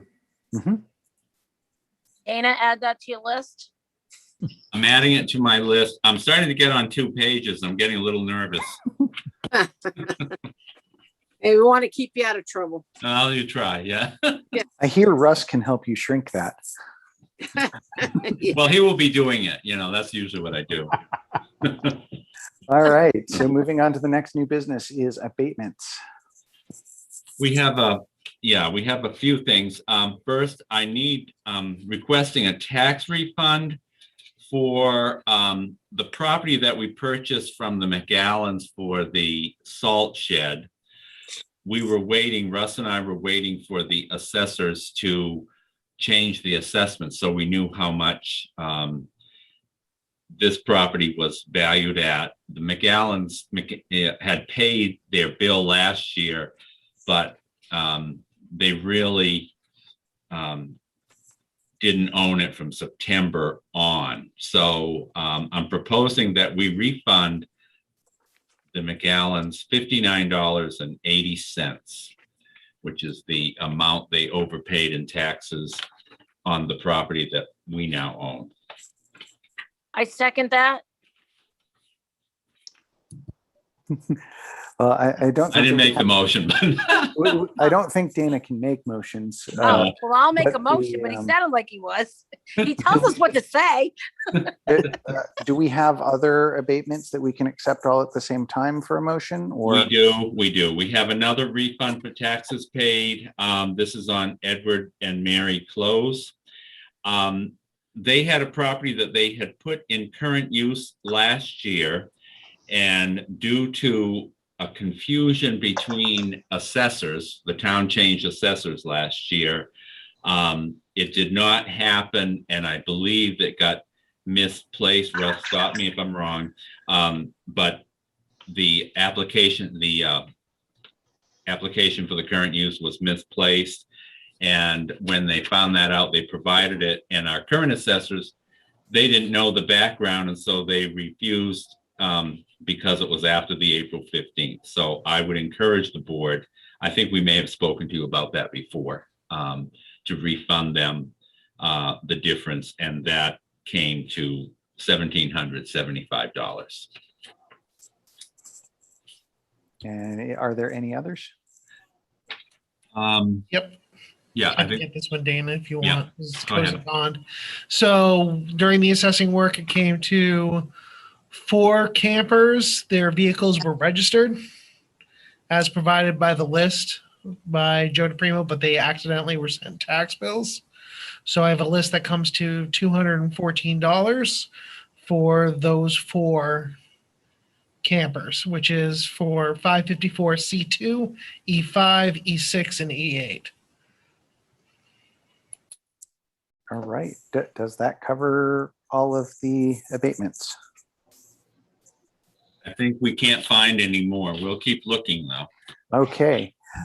Do we have any discussion for these? They sound fairly reasonable and straightforward to me. No discussion. All right. Good to go. I would make the motion that we approve the abatements as presented. Second. Roll call vote. Dee. Aye. Marlo. Aye. Myself, aye. All right, moving along. New business, Old Home Day budget. We have been asked by the town treasurer. We have in the budget $3,500 budgeted for Old Home Day, and we've been asked by the town treasurer to move it from the general fund to the Old Home Day fund, which is also under the control of the treasurer. So in other words, he's asking to spend that $3,500 that we have budgeted for Old Home Day. Okay, we want to make a motion for that? Please. Okay, I will. 3,500 from the general fund to Old Home Day budget. Second. Roll call vote. Marlo. Aye. Dee. Aye. Myself, aye. All right, that moves us on to correspondence. We leave that there as a placeholder. We have no correspondence. All right. You want me to make a motion to accept that? Why not? Kidding. Okay, so the only remaining items will be for the motions and approvals of draft minutes, the payroll and payable manifests, and the motions for the trustee of trust funds in similar fashion. Before that, I would like to allow the public to comment, and granted, we still only have one public comment, but that is our dedicated section for public comment. Thank you so much. Actually, I appreciate this opportunity because, oh my gosh, I sound like I'm in Congress. I thank you, honestly, because I've been making a couple of notes here. I know you can't see me, I'm sorry, but I'm showing you my notebook. First is Mike Jetty's presentation about the small schools. His points were spot on. That was an excellent presentation. And I think Dee, with all her years on the school board, is going to be perfect to fight to keep our school here where it belongs. So thank you, Dee. I thought I was over fighting, but I could see that's not going to happen. No, not. And you know what? I don't have any kids, never had any kids. I've been educating people's kids for decades. But in this situation, I really want to see us keep our school. I really do. With the police department, you know, smaller class size. I mean, there's just all kinds of benefits. We really need to keep our school. And Thank you. but you know, it also helps to line the pockets of other towns. And we don't know. We're already on a huge school budget, so we should keep our own school. So thank you, you and Mike, for doing that. And then I heard a couple of things tonight during the salt shed driveway road situation that kind of got my Italian up a little bit, and I'm just going to keep that much to myself. But one thing I have to say too is it's really nice to be witnessing and speaking with a board that's really solid, that's really looking out for the town and really plays well with each other. I know I can only speak for myself because I'm just me, but I am really grateful for the caliber of this new board. I really am. And last but not least, if you will please indulge me a hallmark moment. And this is kind of part of what I was hearing during the salt shed conversations that had me, my blood pressure went up a little bit. I've known Sue and Emmett for just going on 20, this fall will be 26 years. I don't think I know finer, more upstanding people than them. And I know what I heard was that if we didn't play ball, I shouldn't say we, you guys didn't play ball with the subcommittee, that maybe Emmett shouldn't get this work and maybe Marlo was possibly quote unquote advertising for her job. I don't think Marlo was advertising. I think Emmett knows far more than he is given credit for. He's a capable, considerate, compassionate person and like a professional. I'm a professional as well, not in forestry, but I've got a professional background as well. And it just kind of felt like a bit of a slap that because maybe we don't carry these, 12-year scholastic programs, certifications, et cetera, et cetera. I'm certified, but not in what you guys do. So it's just, it was just really necessary for me to get that out. That's why I decided I would call it my hallmark moment, because I know it's emotional, but I just had to throw that out. And I'm grateful that you gave me the opportunity to do that. And if you want me to mute my mic again, I will. Unless you have a question. I don't have a specific question. Thank you for your comments. And we definitely appreciate Emmett and Sue and all they do as far as the fire chief and the road agent as well. They've done a lot in town, and it's obvious. I don't want to dwell on that, but thank you. And so let's go ahead and then move on to the select board motions and approvals, which the first ones are, you know what, let's do this out of order.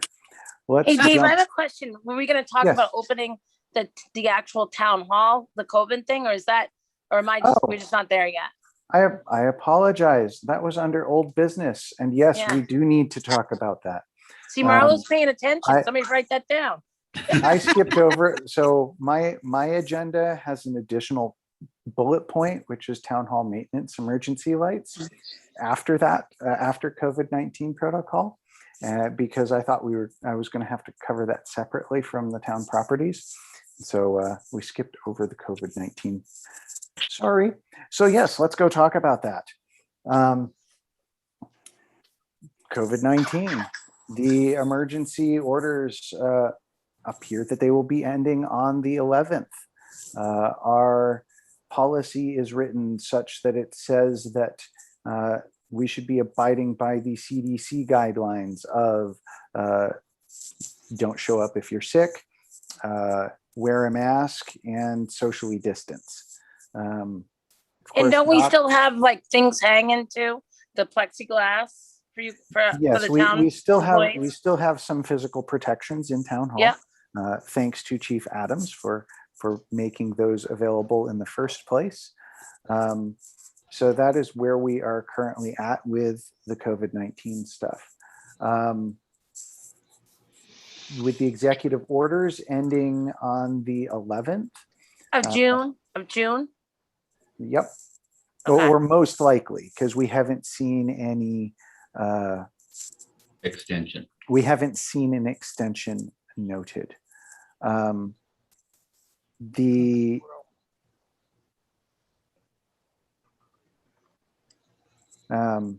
so if that is the case, then our policy, I believe, is set to end when the New Hampshire state of emergency ends.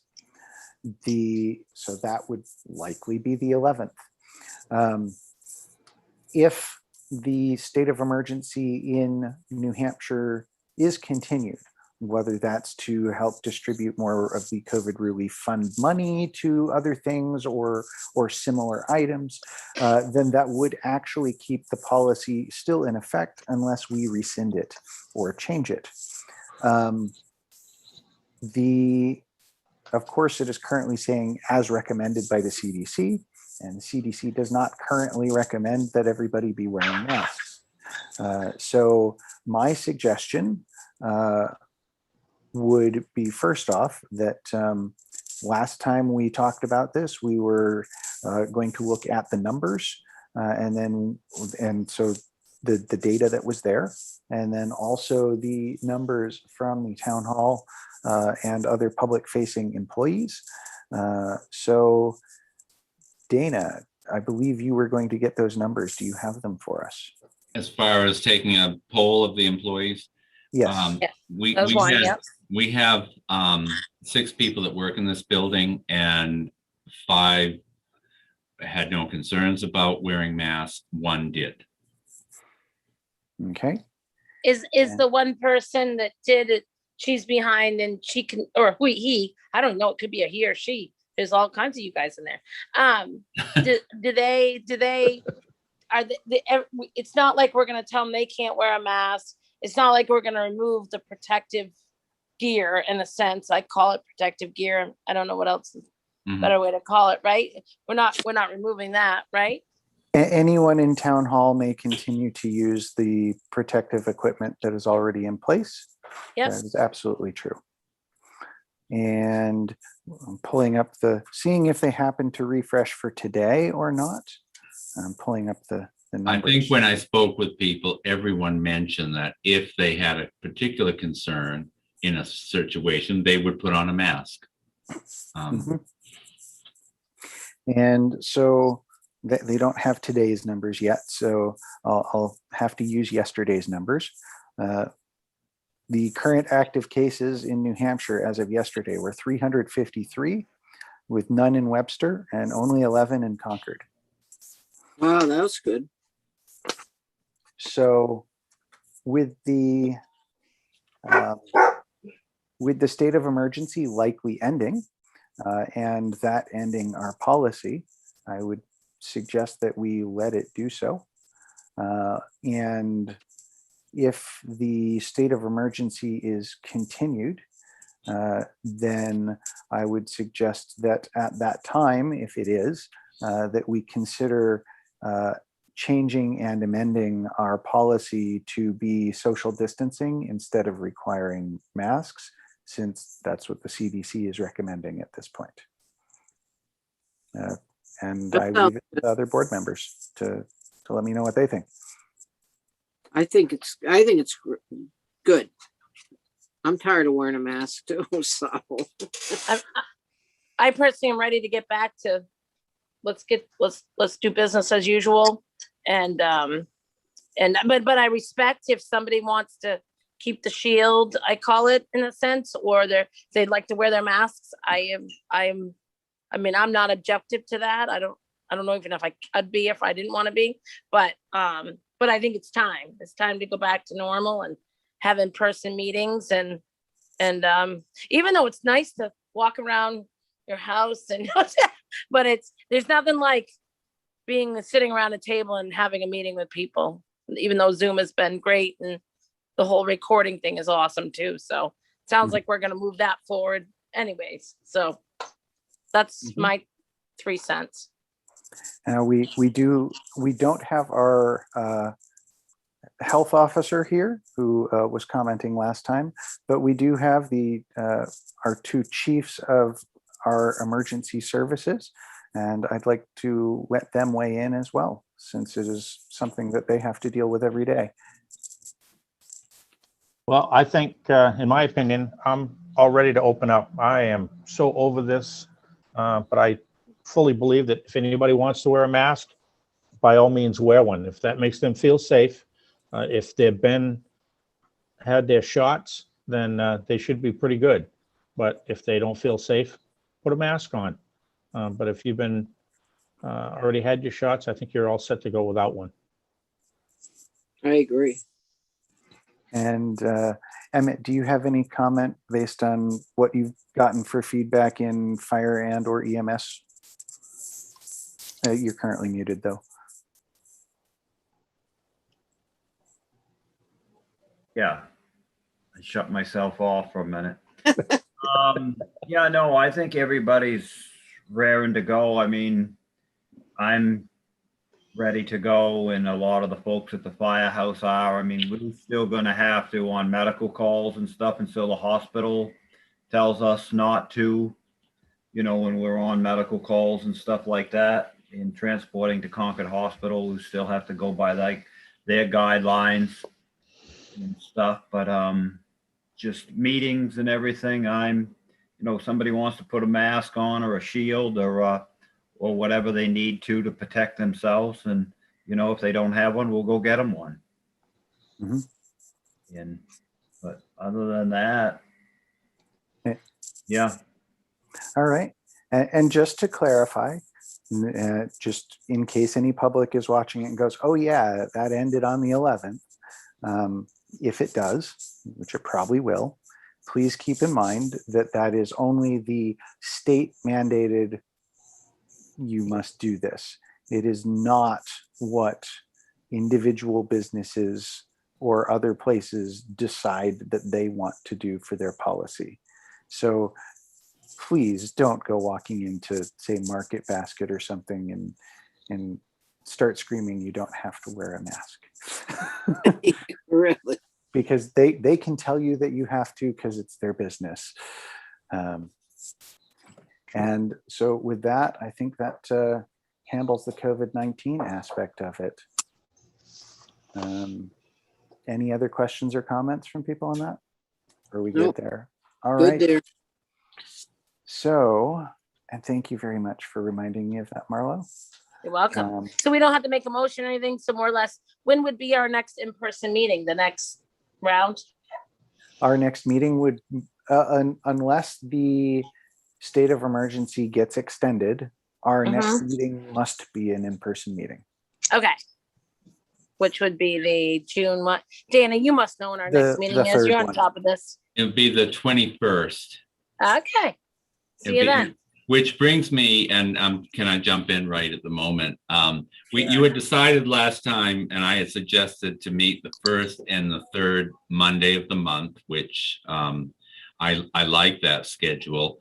However, it may not coincide every time with the payroll approval and the account payable approval, which is every other week.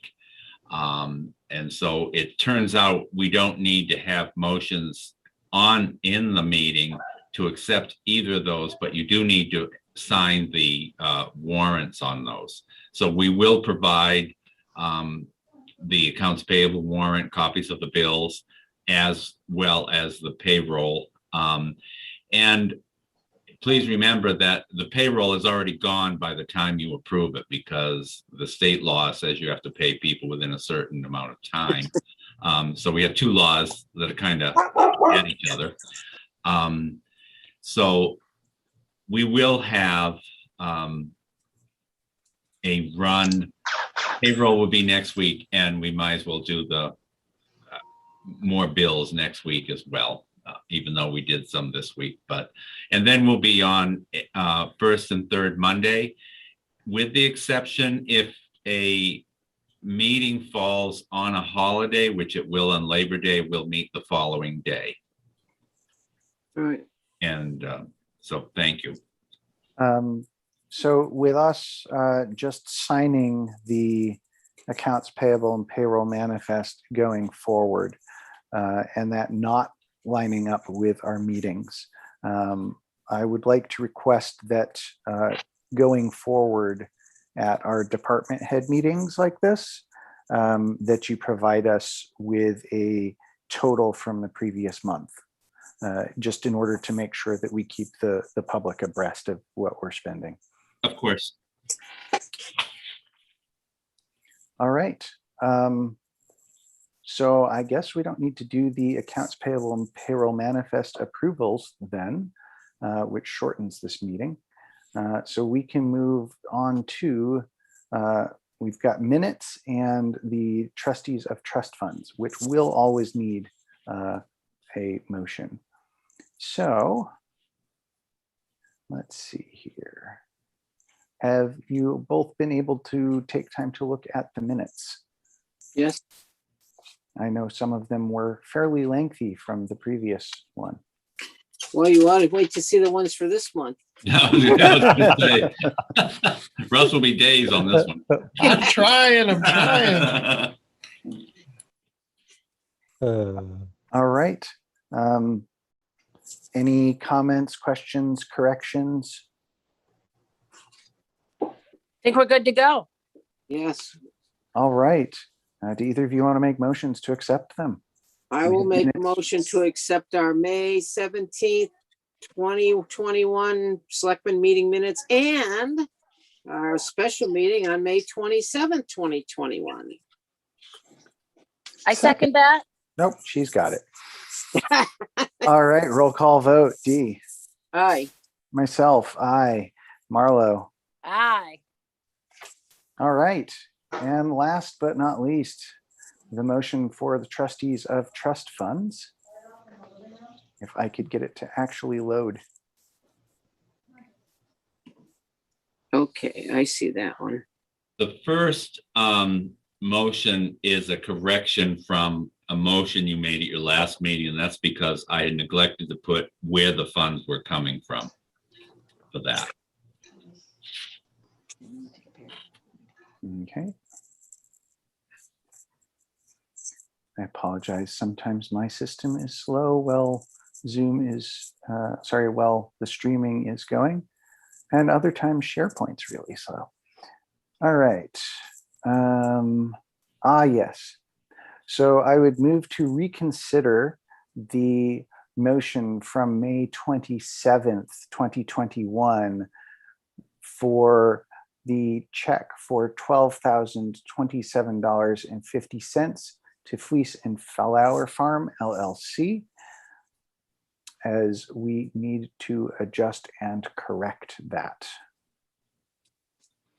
To note that the funds are coming from the Road Preservation Expendable Trust Fund. Well, I think we need to reconsider it and then we can correct it, correct? I'm sorry, yes, go. Or can I do, yeah. Yeah, Okay, I'm so sorry. Dee seconded and Yes. roll call vote. Marlo? Aye. Dee? Aye. Myself, aye. All right, I would move to request that the trustees of trust funds issue a check for $12,027.50 to Fleece and Flower Farm LLC for invoice 6412 in the amount of $1,685 for work on Roby Road, invoice 6,414 in the amount of $1,680 for work on Roby Road, invoice 6415 in the amount of $2,007.50 for work on Roby Road, invoice 6416 in the amount of $2,110 for work on Roby Road, Invoice 6418 in the amount of $2,145 for work on Winnapocket Road, and invoice 6420 in the amount of $2,400 for work on Winnapocket Road. These funds to come from the Road Preservation Expendable Trust Fund. Second. Roll call vote. Marlo. Aye. Dee. Aye. Myself, aye. All right, that has been reconsidered. So we can now move on to, and to clarify for anyone that didn't understand that change, it was just because we didn't say that the funds were to come from the Road Preservation Expendable Trust Fund last time. So we needed to correct that. All right, moving on to new ones. I would request that the trustees of trust funds issue a check for $13,157.50 to Fleece and Flower Farm LLC for invoice 6427 in the amount of $1,680 for work on Winnapocket Road. Invoice 6429 in the amount of $1,610 for work on Roby Road. Invoice 6432 in the amount of $2,210 for work on Call Road. Invoice 6433 in the amount of $2,820 for work on Call Road. Invoice 6434 in the amount of $2,560 for work on Call Road. Invoice 6435 in the amount of $2,277.50 for work on Roby Road. These funds are to come from the Road Preservation Expendable Trust Fund. Second. Roll call vote. Dee. Aye. Myself, aye. Marlo. You're muted. Muted again. Aye. Geez, I got the dogs making more noise than the other kids used to. All right, that moves us to our last one. I'd request that the trustees of trust funds issue a check for $5,859.85 to VHB for invoice number 344329-25. These funds to come from the Bridge and Culvert Capital Reserve Fund. Second. Roll call vote. Myself, aye. Marlo. Aye. Dee. Aye. Yeah, I had to change the order up on you a few times. Yes, you do. Make us pay attention. All right. That concludes our motions. And unless anyone has further business, I believe that can conclude our meeting.